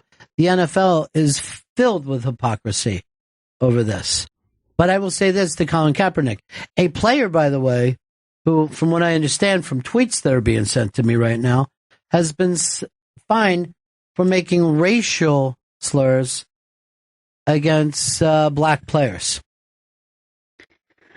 In this case, he called them, and I'm not even sure, the M word. I don't even know what that one is, but it's worse. It's Gosh. one letter worse. I'm glad I don't even know it. M. You can't even wear headphones that aren't by their sponsor in the NFL. Thank you. So they'll fucking fine you for wearing headphones, but they won't fine you for sitting. And from what there's some reports, and I'll just say allegedly, he was farting during the national anthem. Okay. Why is that funny to you? This is going a little bit too far. Awful. Colin.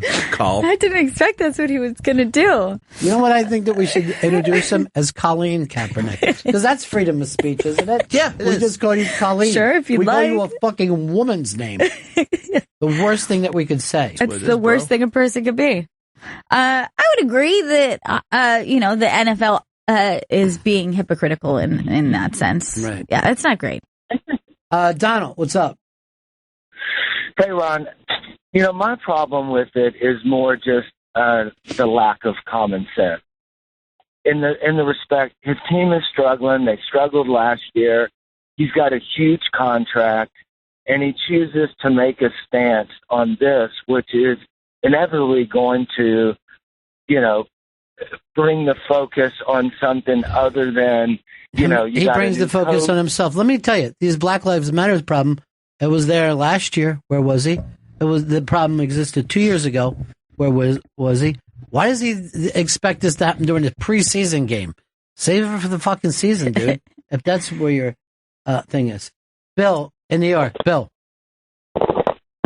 Hey, Ronnie, what's up? Good.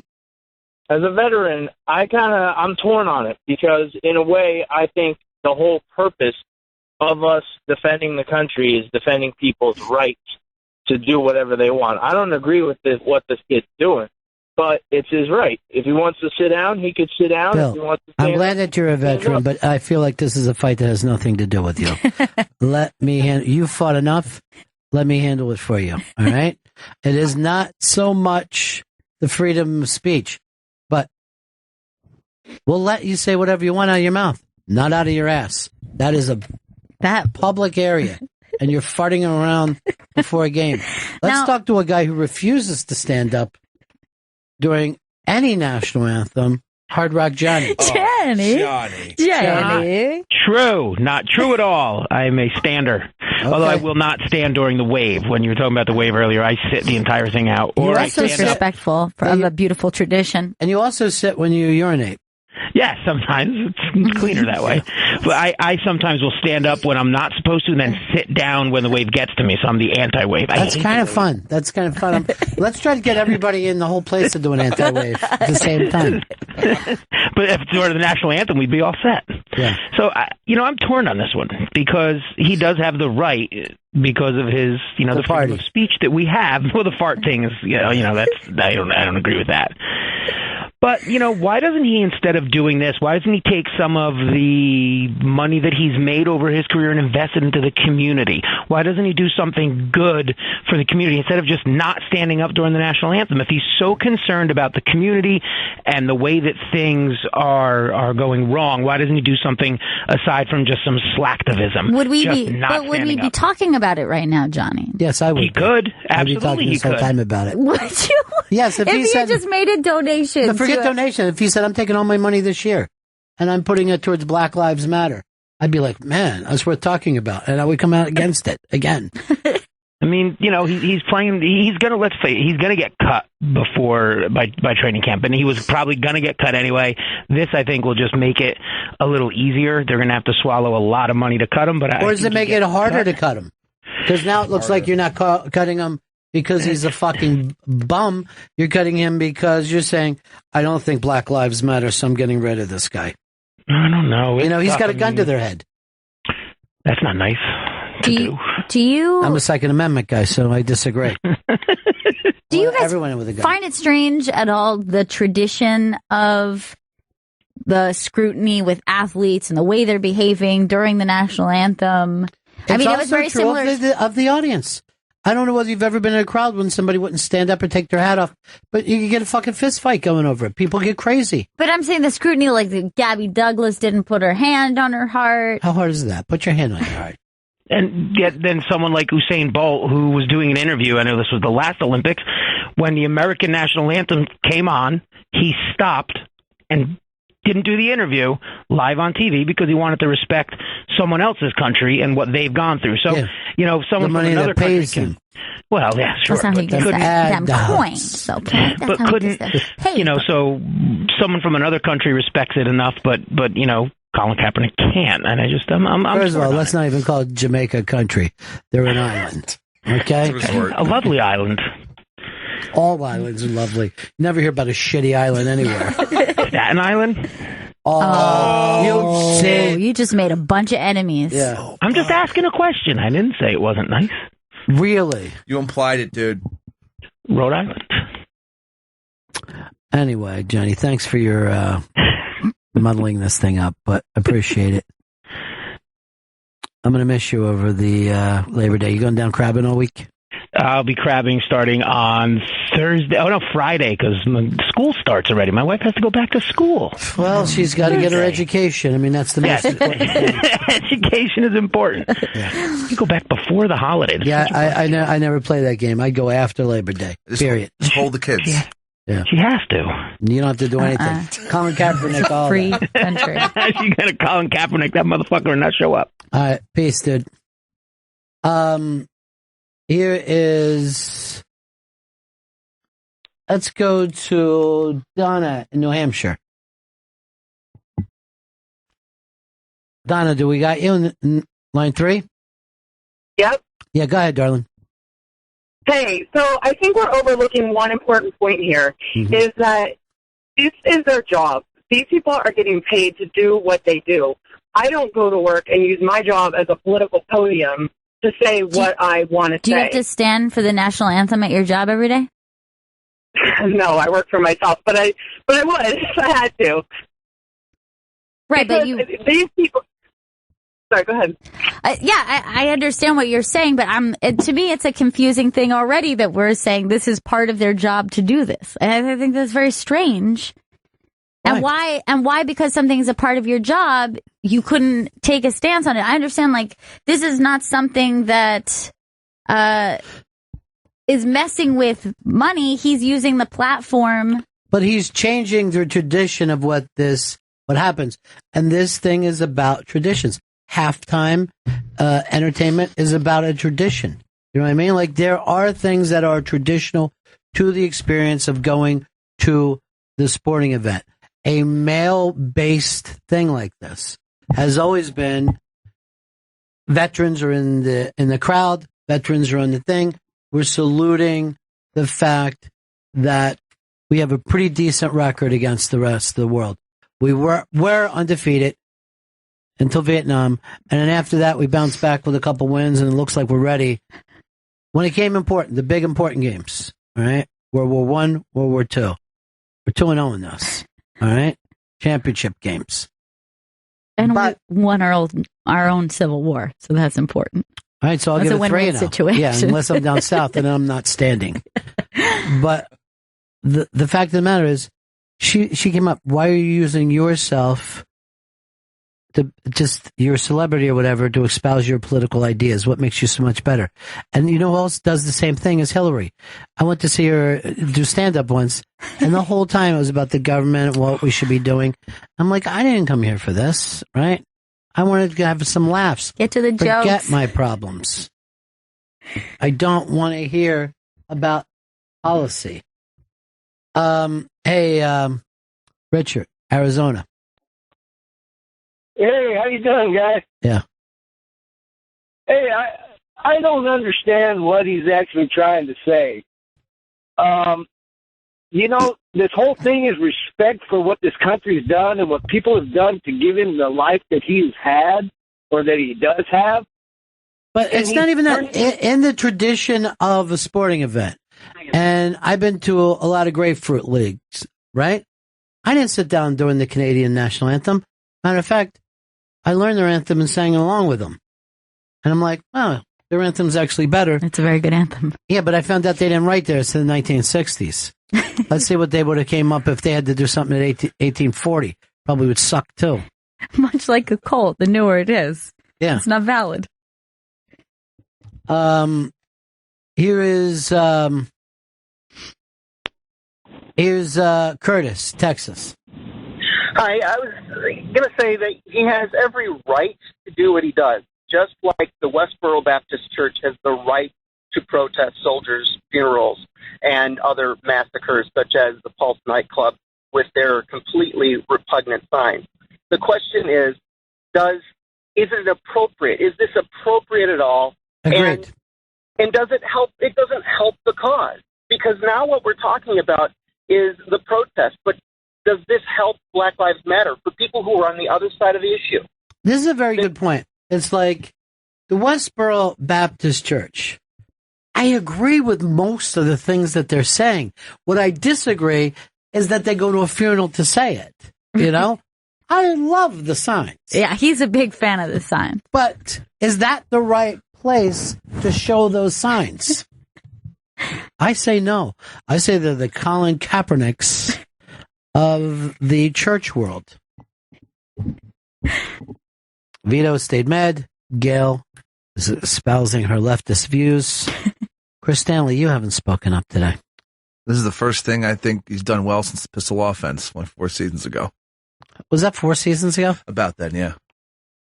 So you're on his side. I like. Or was that like a little dig because you don't like him? It was hard to tell. Was that sarcasm? No, I've never liked Colin It's hard to Kaepernick. see you stand up and be a man about something. We're giving you the opportunity. Yeah. Stop nodding your head. Yeah. And grab that mic and tell us what your actual thoughts are. I'm happy that Colin Kaepernick is doing this, and he's fucking showing the NFL that they're a bunch of hypocritical assholes. So this is great. It makes the NFL No, look first of bad. all, he isn't saying the NFL are hypocritical assholes. No, this He's not is just saying something that at all. that's come up. Which brings me back to you, Gail. He's got a blurred message. Because if that's what Chris gets out of it, yeah, that is. But you can't go by Chris. I'm Chris going is the to. general public. Is he Chris a gets a median vote person? like everybody else, like even like smart people. Yeah. Chris has a vote. Thank you. What? But no news outlet is saying that Kaepernick's view is to say that the NFL is hypocritical. Nobody is writing that. Everyone is saying he is not standing because of Black Lives Matter. So that's why I don't want to focus on Chris's interpretation. But of I'm that. saying I think it's one of the problems that Chris has done here, as he's pointed out. I'm happy to do this. That a lot of dumb people are out there and they're not going to get it. Yeah. Abel, go ahead. Yeah, I mean, I just think it's disrespectful for the country. We live here, I'm from Mexico. I'm here, For now. and if I go to places and they ask me to do stuff, or not ask me, but if I know that we have to do some stuff to respect the flag, respect country, and assimilate the country, then I might as well do it because I wanted to be here. But how We're far not would you walking in go? people's Like, houses. if you were told, all right, before the game, we're going to have some Mexicans masturbate, would you like, hey, there's nothing I can do, I should go out there and masturbate? Would you do it? There are things you can do and you think you shouldn't do. Oh, still, I In this respect case, you if you would have said yes. it's not that. You know what I mean? All it is to stand up and give that respect they deserve. Now, here's a guy. Which other people have. It is about respect, and here's what he's saying. He doesn't respect because he doesn't like one piece of it, he's showing disrespect to all of it. Everybody's got something to bitch about in America, and we do. But there are certain times where you're like, hey, if I went to a church and I didn't believe in the things that those people did, let's say I'm there for a funeral, I'm not going to heckle. I'm not going to refuse to get to show them respect. I'm going to show them complete respect. And when I see somebody come into a Catholic church, maybe you're not Catholic, I expect you to stand up, kneel, back up, sit, stand, kneel. You know what I mean? I want you to get in there and do the whole core training that it takes to be a Catholic. But in protest, let's say you're protesting a war. You're not going to say in protest, it would not be a very strong message to be like, I protest this war, specifically this thing. And there are other things that I really like about this country that are good, and the people and the soldiers. And I just want everyone to know I like a lot of stuff about it. In fact, this thing is... Hopefully that's what the Democrats and Republicans do. Yes, they could say, just because I don't like Barack Obama doesn't mean I don't like the United States of America. For the Democrats to say, just because I don't like President Trump doesn't mean I don't like the idea of the United States of America. Of course. So that's an implied thing that I'm saying, that in protest, you're going on the idea that somebody is doing an act of protest in order to say, I care about this place and these people enough to do this, rather than just say, I want to see this burn to the ground. That's a different thing to say, I hate this country, I hate everyone in it, I hate, that would be a sitting down is implied that it's the whole kit and caboodle, including the NFL, because that is part of their thing. Now, I believe they enjoy this. They enjoy the heel turn of this. I think they love it right now. Well, clearly, if they didn't, they would put a stop to it. They have used their power in that way. Let's go over here to Robert. Robert, what's up? Yeah, hey, Ron. Two quick things. First of all, I wish everybody quit saying freedom of speech. That just says the government can't infringe on your right. NFL is a private company. They can do they make them meet with reporters and do interviews. They can make them. But the NFL, first of all, the NFL is the only people that call this a freedom of speech issue. No one else has. Right. So and the second thing is that. He's protesting the wrong thing. The national anthem is a federal thing. He's upset about local police officers in some of those shootings. So he's too stupid to be able to tell which level of government he's not too stupid. It's just that we don't have many local anthems. If we did, he would probably not stand for those. But I will say, Akron.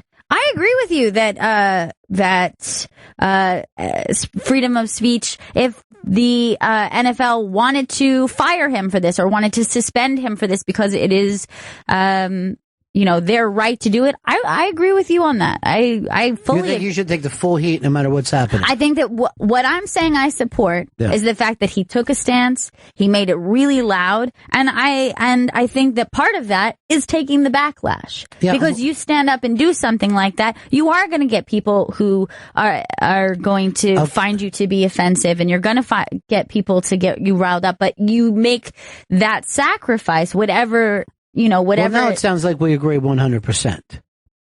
How so? Because I agree with everything that you said. I don't think he should be arrested or even thrown out of the league. I'm saying here's a person who put his peace above everybody else. And that's my biggest. Do I think Black Lives Matter should be discussed rationally? Yes, in every community in America. Of course. We want the best police, and then we also want to create an environment where our police don't become targets. That should be discussed on a daily basis, the same way that we want clean water. But also, look, I come from a time, and I wasn't a Vietnam era person, but we had our own thing. We had to fight for our right to party. Mm-hmm. And we did it. And we're able to party quite a bit. Quite a bit. Some people would say too much. But that doesn't mean the farty should be out there stinking up everything. Yeah, I will say the farting sounds pretty disrespectful. Maybe but couldn't help it. But what I'm saying is that on a personal level, which is what everybody's doing, right? They're reacting on, I find this offensive, or I find this to be brave, or I find this to be confusing. On a personal level, I think it's a very bold move, and I think it's an interesting thing to do with your platform. John in Iowa.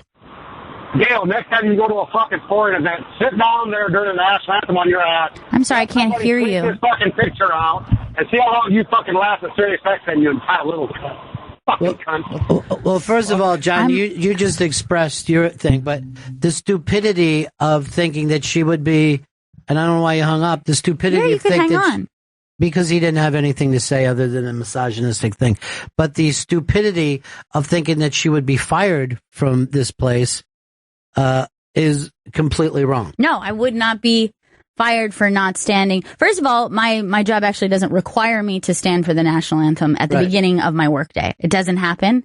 But he's saying that you would be fired if I went to a ball game and I didn't stand up. Yeah. No, Sirius XM would not fire me. It's not a thing that would happen. Now, the other side of that is this. People like yourself, if you had the balls to stand around and have the conversation rather than just yell some misogynistic shit and then hang up like a fucking sissy. People who, if somebody is sitting down, and this used to happen in our high school, the black kids wouldn't stand up, and then all the white people would start screaming at them. That's easily as disrespectful as not standing during the national anthem. Just like I pointed out that the cops, rather than get the kids who were getting in for free, would stand there. And I thought it was complete dignity. I loved it when I was a kid and I used to do it. And I loved it when I got older to see the cops stand there. I go, look at the dignity of this act of, I'm staying, even though I should be grabbing these kids by their neck. Right. It was great. So, to me, is easily as disrespectful, if not more so, because you're doing it verbally, to scream at people who are sitting down. I also don't think that the NFL, even though I disagree with Kaepernick 100%, and I think he's doing a bad job of presenting himself, but look how this takes a person like that who just called, who was just showing the fact that anybody who disagrees with them, right? Yeah. Is suddenly not somebody that you and I have disagreed on this. I don't even agree with Vito. Chris doesn't grasp it, but we're able to sit around and talk about it. But when you hear a hate-filled person like that, right, that thinks because someone disagrees with you, then the name calling, the anonymous name calling could start up. That probably is the lack of citizenship that we have in this country. Yeah, it's just being afraid to be confronted with people of different opinions. And people have called in here, and I haven't felt so strongly as to call names or even to find them to be stupid for having that opinion. It's part of what this is, and like I said, I think he's going to take heat for this, and that's what happens when you stand in protest of something. That's part of the deal. Here is John in Milwaukee. Yeah, wouldn't it have been a better protest if you would have stood up and refused to take off a Black Lives Matter hat? Wouldn't that have been a better message? Then he would have been fined because he would have been using his advertising. Right, exactly. And that's what the NFL worries about. is that they're not getting the advertising dollar.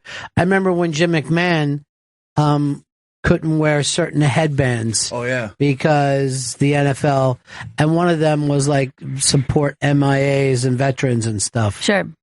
They were like, hey, you can't do that. So he put on a Pete Rozelle thing. He had one shining year, our Jim McMahon. Oh, how we loved him that year.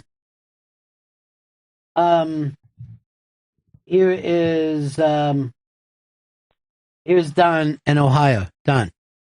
Yeah, I just want to make the point about that last caller to Gail, that when all these guys are at home watching football games on TV, drinking their beers, and the national anthem comes on, do they stand up then, or they just sit right in their chair?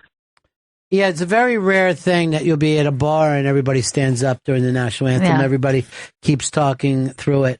I think we always stand at the Super Bowl as part of the fun of it all. We do stand during the Super Bowl. I'm afraid there's some irony involved in that. Here's Tony in Texas. Hey, Ronnie, be $1 million. Yeah.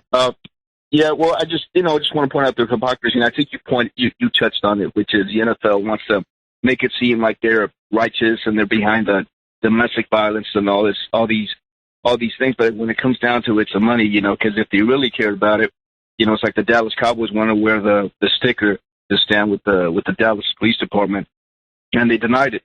And what's wrong with that? You got your NFL, what's more American than football, and that cause would say, hey, this is America. And we're standing behind our not only that, but some of these things that you see where the troops are out there with the giant flag and all that, the NFL charges them. And that came out. These were various teams that would charge money for this because that thing is part of recruitment. So the government pays them as a, recruitment thing to do that kind of stuff. Vito, I'd like to see you enlist right now. It seems like you feel so strongly. I'm standing here with the troops, but from here. Standing here. I think that you could say the same thing about ISIS. No, I don't stand with ISIS. But you're here, whether it's the troops or ISIS. God, you're still here. My beef is with Kaepernick. Not ISIS. You like ISIS? I don't like ISIS. He's taking on the real villain. All of my anger is directed towards Kaepernick.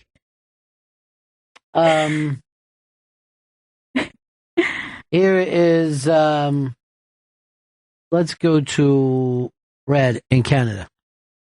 Hi there, guys. Okay, so first I just wanted to say that I think it's disrespectful that he doesn't stand for the national anthem. I stand for the American anthem. I stand for our own course. But, I mean, having said that, it's his own choice. But I do have a question about the fart thing. Is it more disrespectful to actually let out a fart, or is it more disrespectful to do the fart thing under your armpit? Oh, I definitely think anything with the ass is more disrespectful than the armpit. Yeah, but here's the thing: you could argue that it was out of your control, whereas to put your hand underneath your armpit and fart during the anthem is to make a mockery by choice. No, I would agree with you, but go back and watch the tape, and you'll see him lift his leg and point his finger like it's a gun. Oh my God! That's offensive. Yeah. You know what? This is kind of making me turn on and this then he was idea. going back and forth from foot to foot like this. Like Yosemite Sam, just guns in the air, high stomping a fart. And I was going like this. What is Kaepernick doing? That's Before insane. you realized. That's insane. Here is G-Man with no Gmail. How are you, sir? Hi, buddy. Hey, buddy. Hey, let me give you a little background on myself before I state what I'm thinking. Okay. Former active duty Marine, not an ex-Marine, because there's no such thing. Once a Marine, always a Marine. Served in Iraq. So I've been there on it, all right? I'm one of those kids that at 22 had to make a living will to decide where my shit goes if I don't come back, or if I come back in box. Now, that being said, I absolutely support Colin Kaepernick and what he's doing. Does he look like an asshole doing it? Yes. Do I support him and his ability or I celebrate the freedom that we have in this country for him to be able to do it. It's not disrespectful, like what Vito's saying. It's not disrespectful to the troops. As a former troop, I celebrate the fact that asshole has the freedom and the liberty in our country to sit there and disrespect the flag if he wants to. That's how great our fucking country is. What if he was to burn a flag? People really get mad at the burn. They really don't like it. You know what? Here's the weird thing about me. G-Man, I got to let you go because your phone's terrible.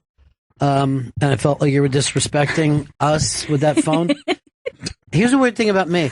It never really bothers me when I see people burning a flag unless they're foreigners. And then it pisses me off.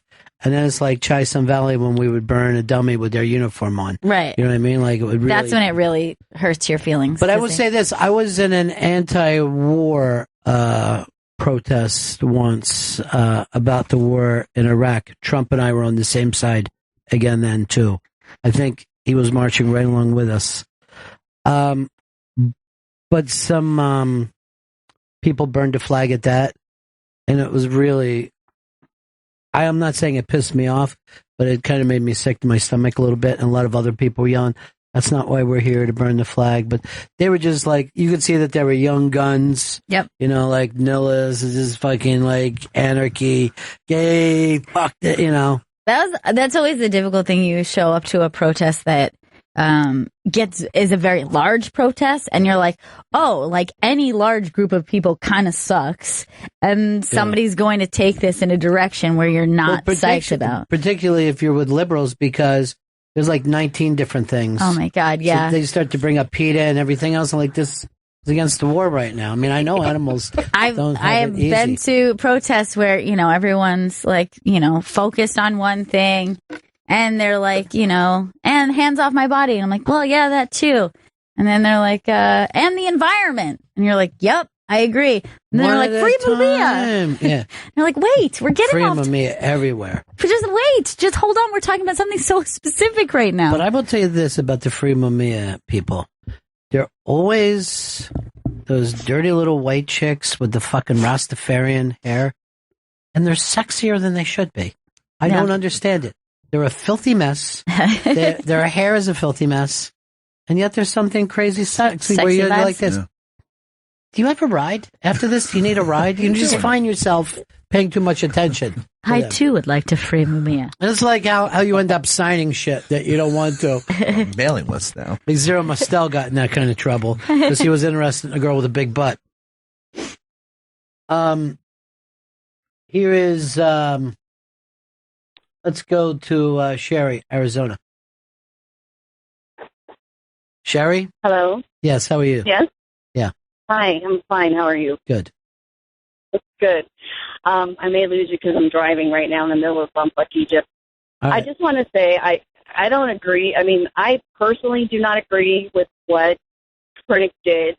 I think it was a dick move.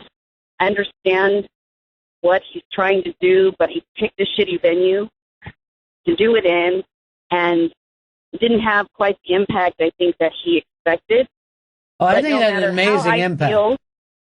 But I don't think it's the right impact. People are bitching about how offended they are that he disrespected the national anthem, but what he was really protesting was the whole Black Lives Matter, let's talk about this other thing, but now we're talking about he disrespected the flag. So while it's getting a shit ton of publicity, it's not the right publicity. Well, you will. I mean, you and I kind of feel the same way. I would agree with Chris and Gail. Why, you know, what they're saying, but I can understand why Vito is saying what he's saying because the branding of this. As a matter of fact, when I first heard it, I actually said this: where does Colin Hanks get off not standing up for the national anthem? He didn't learn that from his father. I know that much.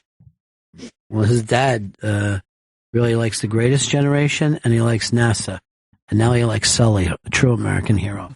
A real human being. Who landed a perfectly good plane into a river. They're now saying there wasn't even birds. That he just took it up. He always wanted to do water things. They said that he had studied water landing more than anybody else. This is a dirty conspiracy. Well, it isn't a conspiracy. I don't know where that would come from. Look, he's a real hero and a real human being, okay? Unlike most of your heroes, Chris, that are comic books. Just Thor, Hulk, Iron Man, Hulk, Batman, Superman, Joker, Flash. Mess around the universe. See, he's got the high voice. Yeah, you got the falsetto.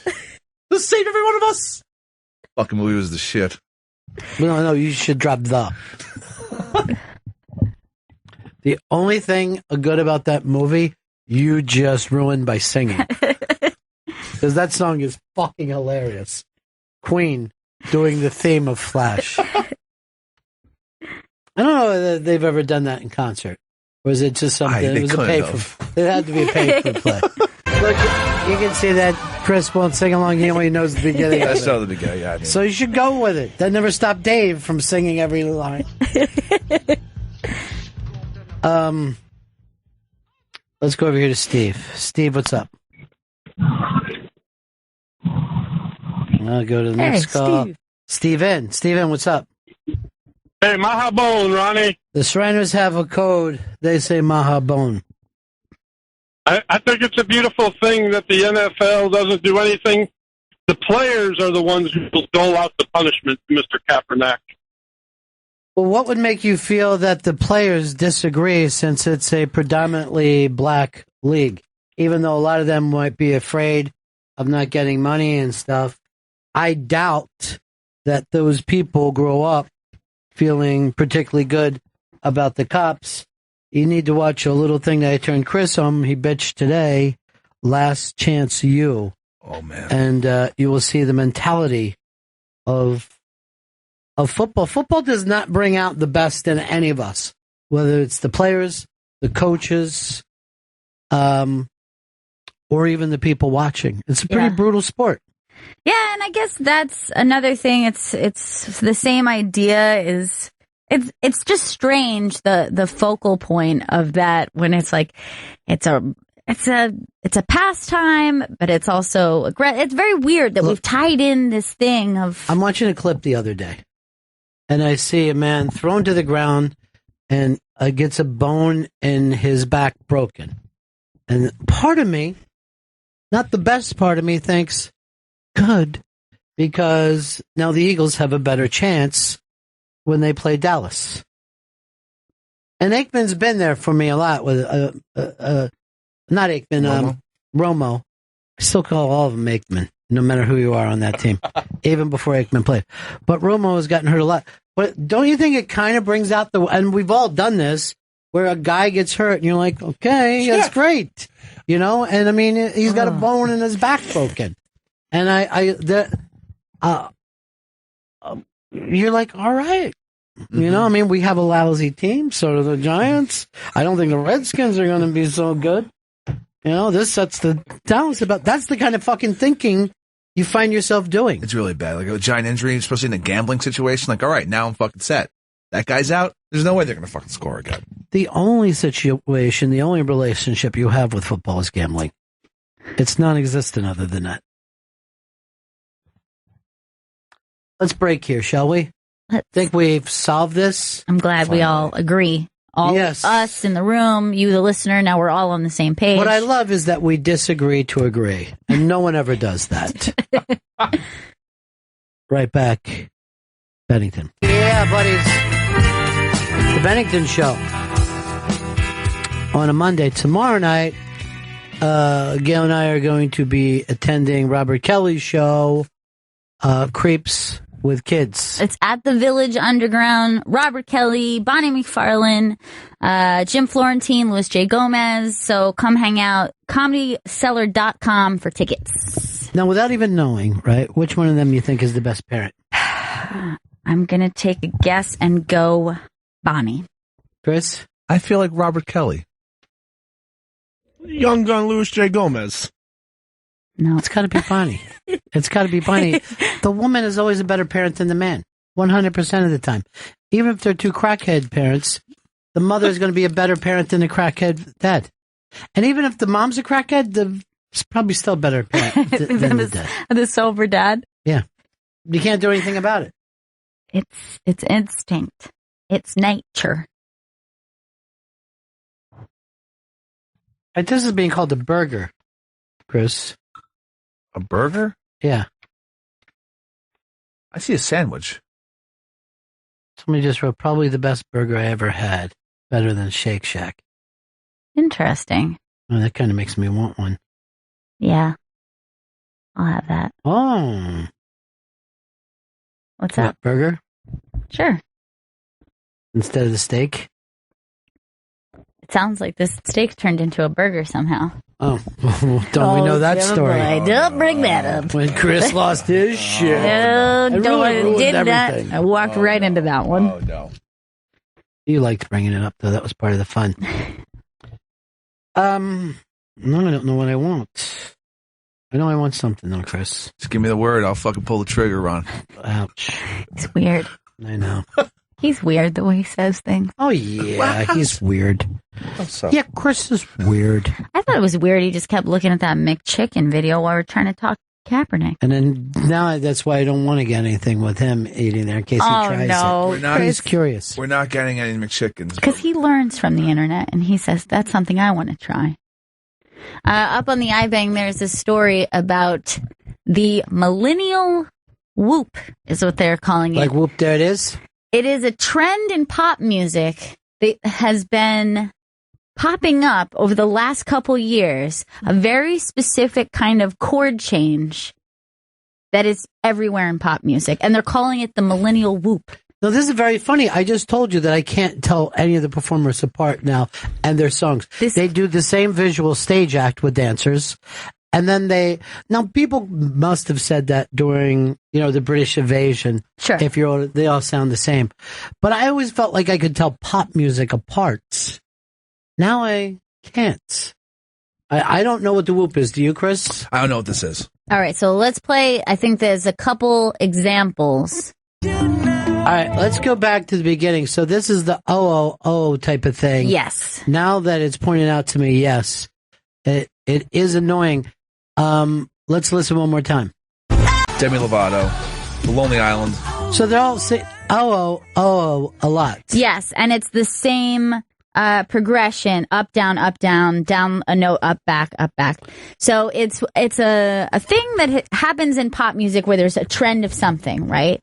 Something gets popular, and it's a ploy to say, look, you know this song. This is familiar. This is comfortable to you. So you hear a song for the first time and you're going, there's something about that song I like. Well, the thing you like is you liked a song that sounded like that previously. You already know how to sing it. Yeah. Now, here's the other thing, though. Since there's only a couple producers working, you know what I mean?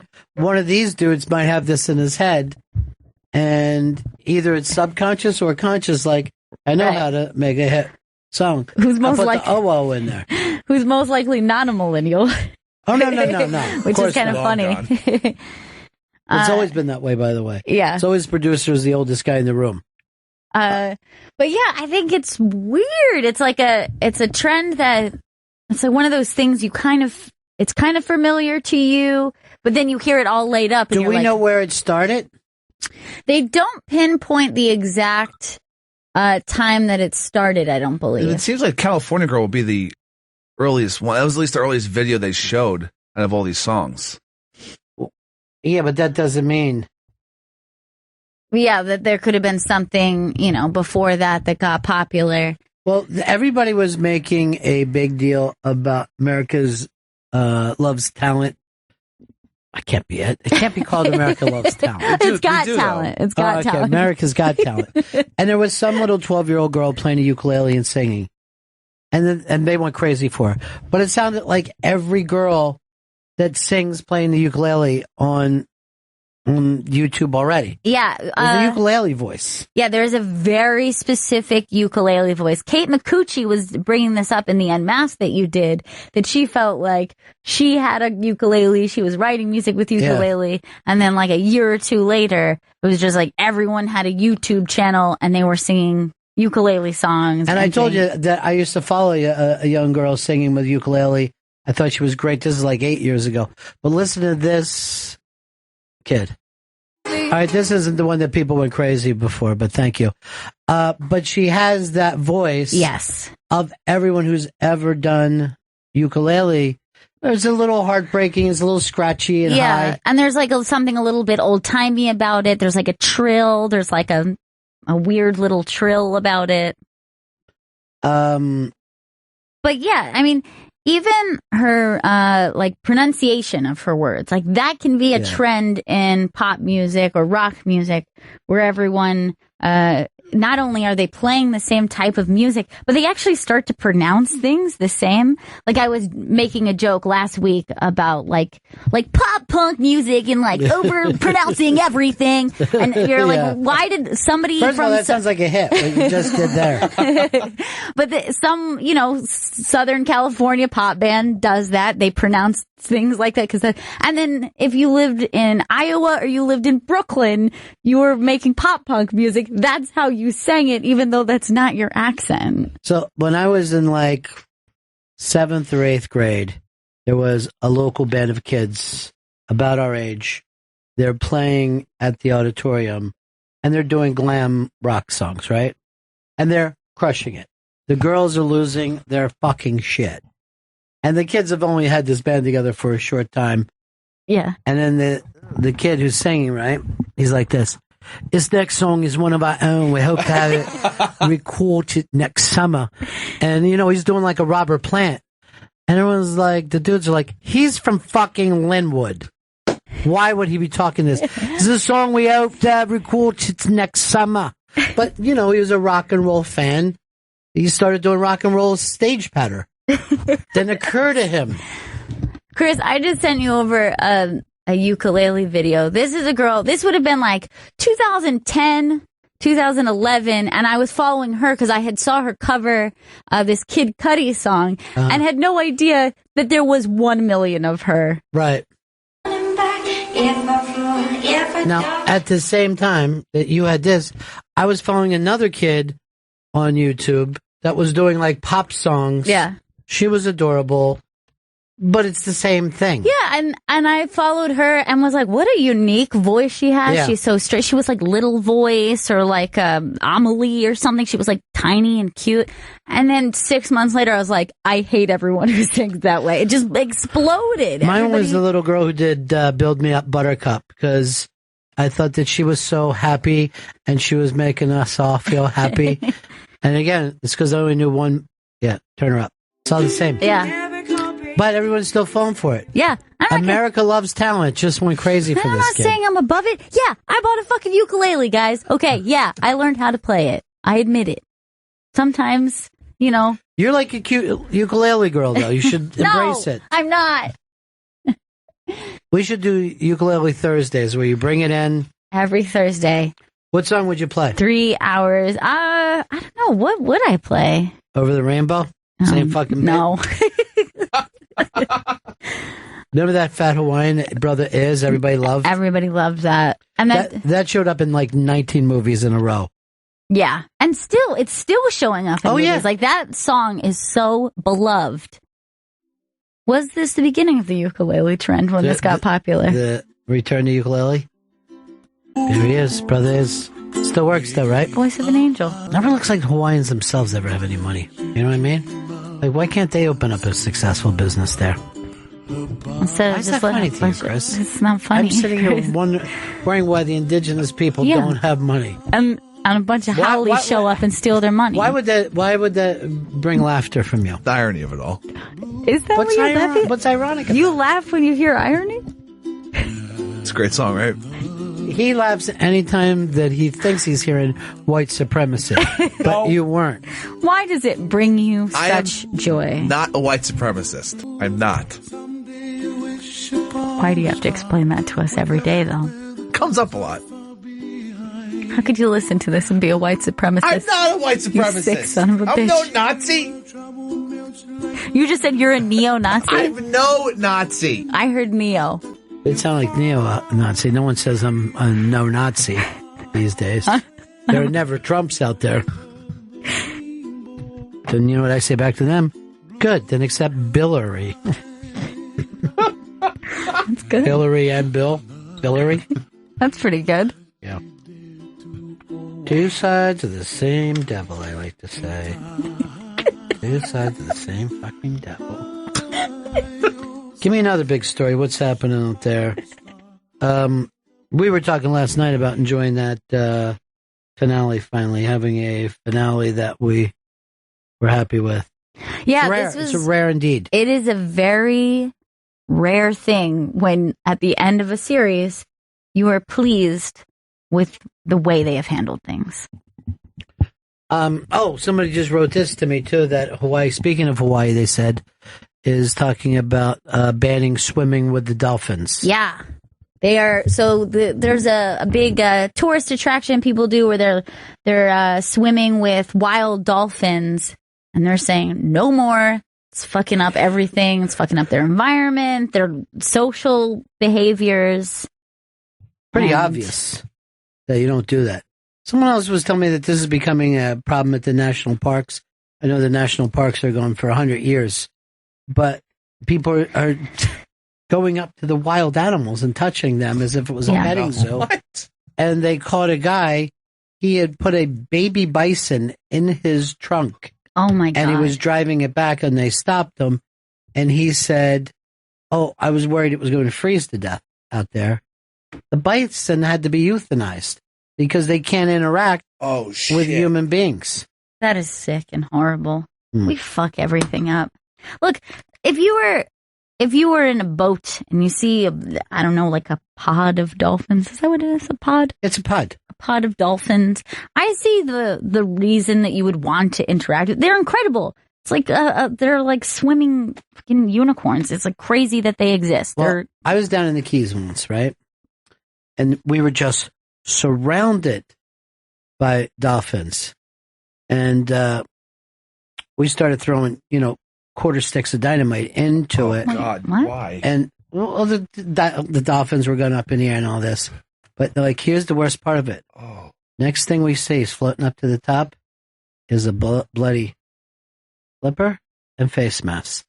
And I turn around to my buddy and I go like this, let's get the fuck out of here. Oh, no. So we went riding back, and then we burnt the boat right off the dock. We swam in, called 911. And we said we saw two minorities stealing our boat. And it was, here's the thing. Sometimes a vacation is the best thing for you. You just get away from it all. You know what I mean? Yeah, but you get yourself involved with nature. It seems like that's a perfect example why you shouldn't interact with dolphins or throw dynamite. Live and learn. You know what I mean? Live and learn. The other weird thing about that is we did it 3 more times. So sometimes it takes a while to live and learn, but at least we kept living. You gotta keep on living. Would you ever swim? The answer is yes. Oh, okay. Before you even go on. Great. Yeah, I swim. No, I already marked you down as yes. I do want to know what I've signed up to, because I'm worried that it's going to be AIDS. I was going to say, would you ever suck a dick? So you're down for yes. Would or have? That's 2 different questions. No, would you ever swim? The answer is would is no. Have? Not saying. I'll take the dare. I did a thing down in Florida. I had a thing called Swimming with Humans. Wow. And did not do very well. I wonder why. It sounds like fun. Yeah. I mean, it's one thing to go swimming. What if you're swimming interacting with humans? Play Marco Polo, tag, whatever. Would you ever swim with the dolphins in captivity, the way they set up that shit with like a pool? Well, the answer is yes. I'd rather do anything to make the day more exciting than, just swimming around by myself. But I had the opportunity. This was in Miami, and this was, it was in a pool swimming with the dolphins. It cost $175. And we were swimming, and you got to do it for only 15 minutes. But you were with Dan Marino, Mercury Morris was there, and it was retired dolphins. Jim Kick jumped in for a while. Not a lot of people remember him. Exciting. He was Larry Zonka was part of it. I understand why you would do it. I'm just worried that would affect their social behaviors. Most of them got older after we did it. Yeah, I think I would. I mean, I don't care about the social behavior of something if I'm enjoying myself. I don't know how it all works out. I mean, that's like saying, oh, is it bad that I fucking would run around with a dog? Probably. A dog's not going to be a wild dog anymore. But at least I got to run around with it, got it to fetch stuff. You know? It's more than I can say for any of you people out there that are judging me. And I bet I could get you to fetch stuff. I don't think that I know that I wouldn't, because I was down Mexico way, and I had the opportunity to swim with dolphins in captivity, and it seemed really wrong. I would swim with them in a cage. Yeah. Or if I could just touch them in a cage, I would do it. And I really like dolphins. I think they're really cool, but I don't think, I did not want to support it. Seemed bad. Seemed like some sort of, some blackfish situation. Well, aren't you the Colin Kaepernick of the dolphin world? I said I will not stand during the Dolphins anthem. Normally you have to stand up for things. You know, that's the thing. You got to stand up for something, not sit down for it, Colin. He took a stand by taking a seat. That's why he should call himself Colin Kaepernick. Well, that's interesting stuff, though. I didn't know that fucked up a dolphin. I imagine that it would. Yeah, but I think it's more about the fact that it's a tourist attraction. So it's just like you're just boatloads of tourists going to the same area and swimming with the same group of dolphins. You're gonna make them weird. You're going to have just as much fun swimming with a catfish. You don't need to be with a dolphin. They're so friendly. What I like to do is just put the bread all in the water around me, and it feels like they're kissing.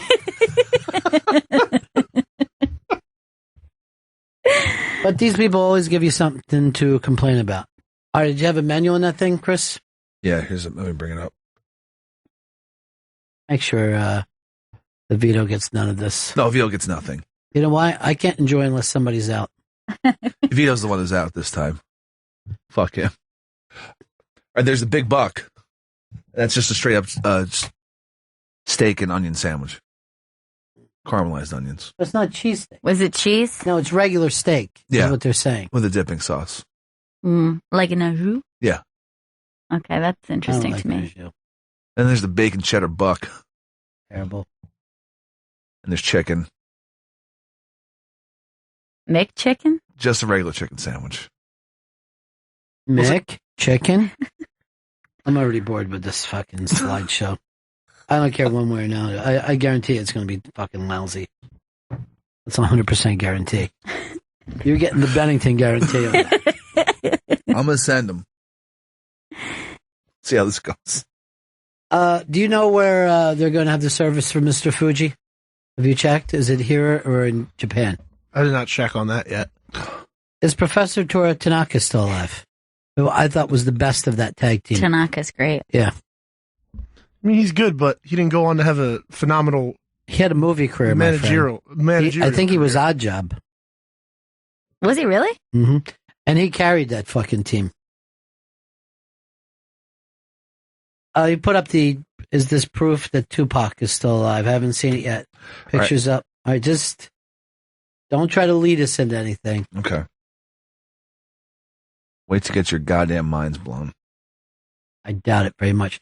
Yeah, that's Tupac. It's Tupac. Yeah. 20 years later. That's him. It's fucking Tupac, dude. Yeah, that's 100%. 100% Tupac. So there you have it, folks. Tupac is still alive. You can see a picture of him on the iBang he sold in today's newspaper. I'm so glad that there's something we all agreed on right off the bat. It's Tupac. I thought 100%. we agreed on everything today. Well, yeah, in the end we did. Then there was a point that we realized we were on a similar side. We were like, you and I, not so different after all. Isn't that funny? Even though we both come from two very different lands. You know? We're more similar than not. That makes me feel like I could be the same as a Chinaman someday. One can only hope. And they call us Americans. Not Americans. Nope. Because we got a can-do attitude. I am kind of surprised to see Tupac in a windbreaker, though. That's the only thing. I mean, it's like raining out. Yeah, it looks like, just considering the weather and lighting, guessing Seattle, somewhere in the Pacific Northwest that he is. I met a guy who called himself Jupac and looked nothing like that. He thought it was the funniest thing ever. It's a good name. Where did this Tupac appear? West Side. West Side. West Side. Screen cap from a video. It doesn't say where it's at. Just said that this is Tupac, that they found him. Well, what's the video? It's...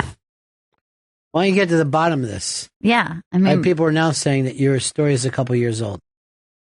Couple years? It's a year old. Wait, let me see that thing. This is okay. That's definitely not Tupac. Well, that is Tupac. No, yeah, but I'm saying the other guy isn't. Let me see. It does not look Tupac like the side to same side. guy. It's 20 years. I mean, this is when Tupac was still alive. His eyebrows are different. He has a different nose. And the nose is different. The mouth, look at the... Yeah. This guy has a stronger upper lip than Tupac. You're a fucking racist, No, Chris. he got work done because he's fucking in You know hiding. what? They both wear do-rags. Okay, if he's going to get work done, why wouldn't he get more work done than that? Not less.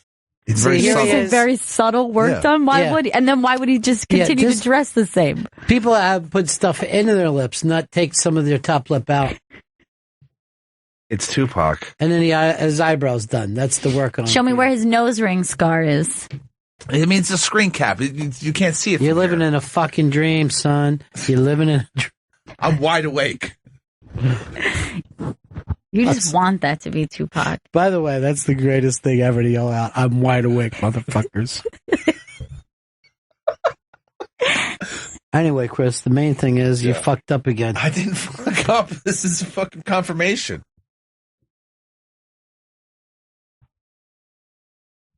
They say they're going to go without a moderator for the Clinton-Trump debate. If so, I agree 100%. Just let those two work it out like fucking exes. Just talking over each other. Wait, it's 4 weeks until the first debate? Mm-hmm. That's a long break. I feel like it's been we're not doing anything till November.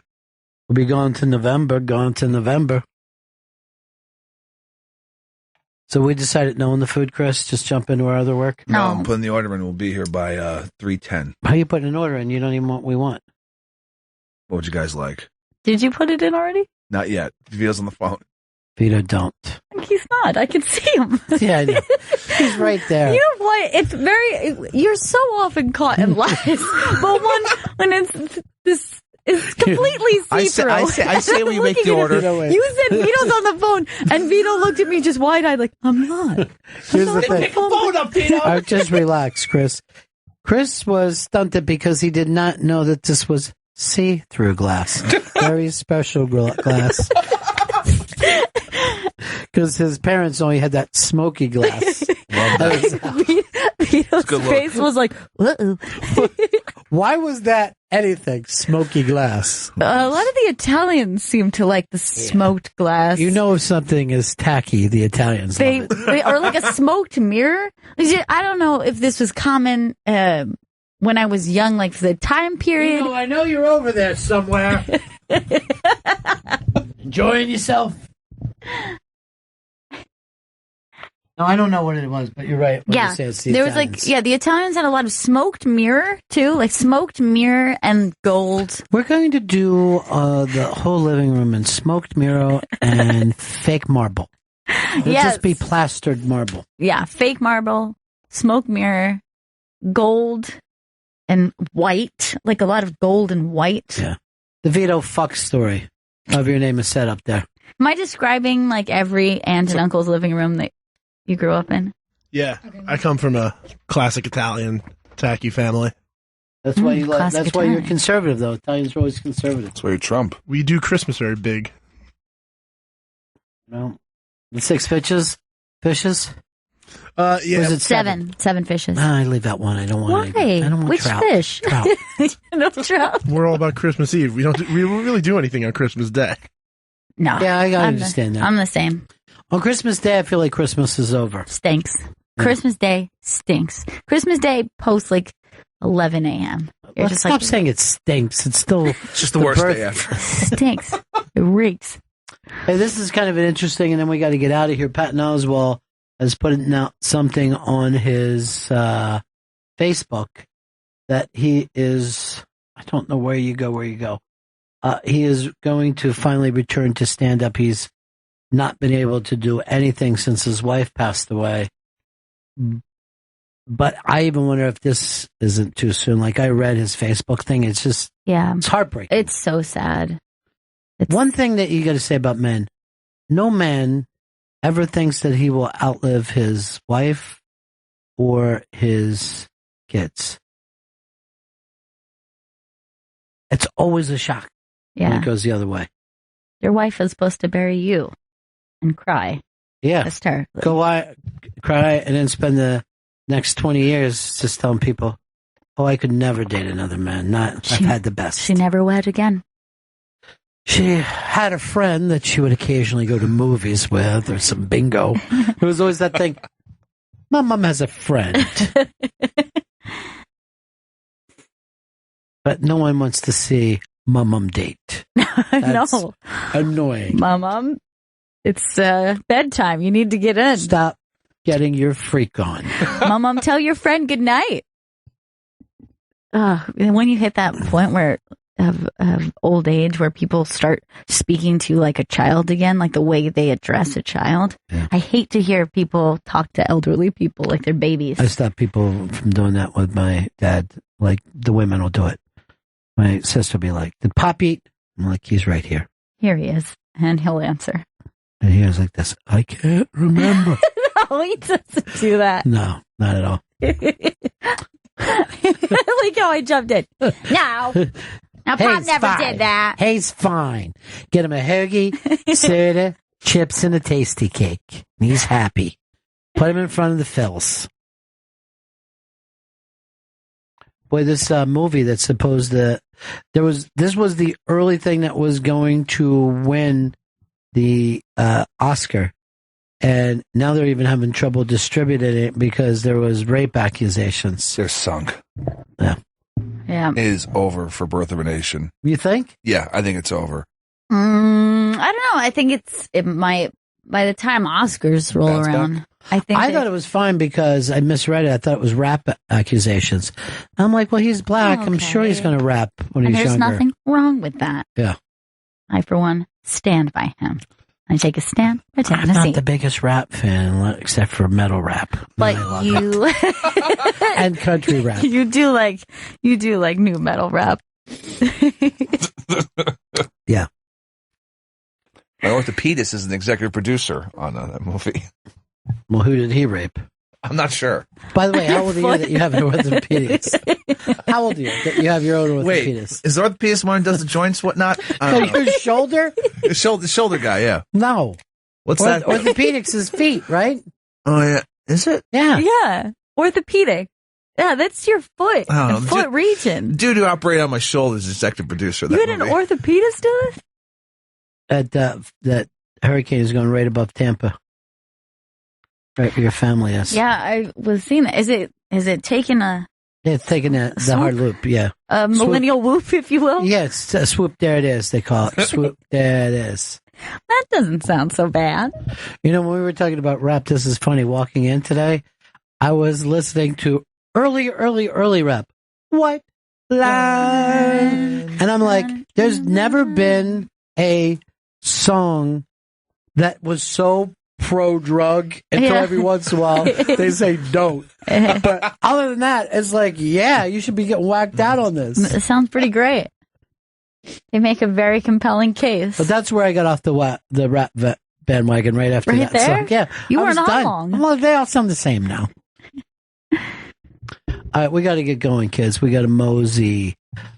Tuesday night, Robert Kelly is bringing the thunder once again.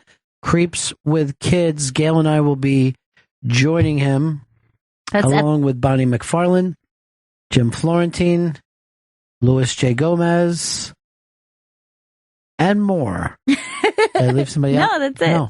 You got everyone. It's at the Village Underground, so go to thecomedycellar.com for tickets. We think this is going to be a lot of fun. We have no idea what we're going to be doing there, but it's going to be fun. That's it for us. Chris, anything else we need to plug? No, we're good. No, we're good. Bennington, 2016. We'll see you all again in 1974. Ladies and gentlemen, the evening is over. We hope you all enjoyed yourselves, and we'll see you all again in 1974. Good evening!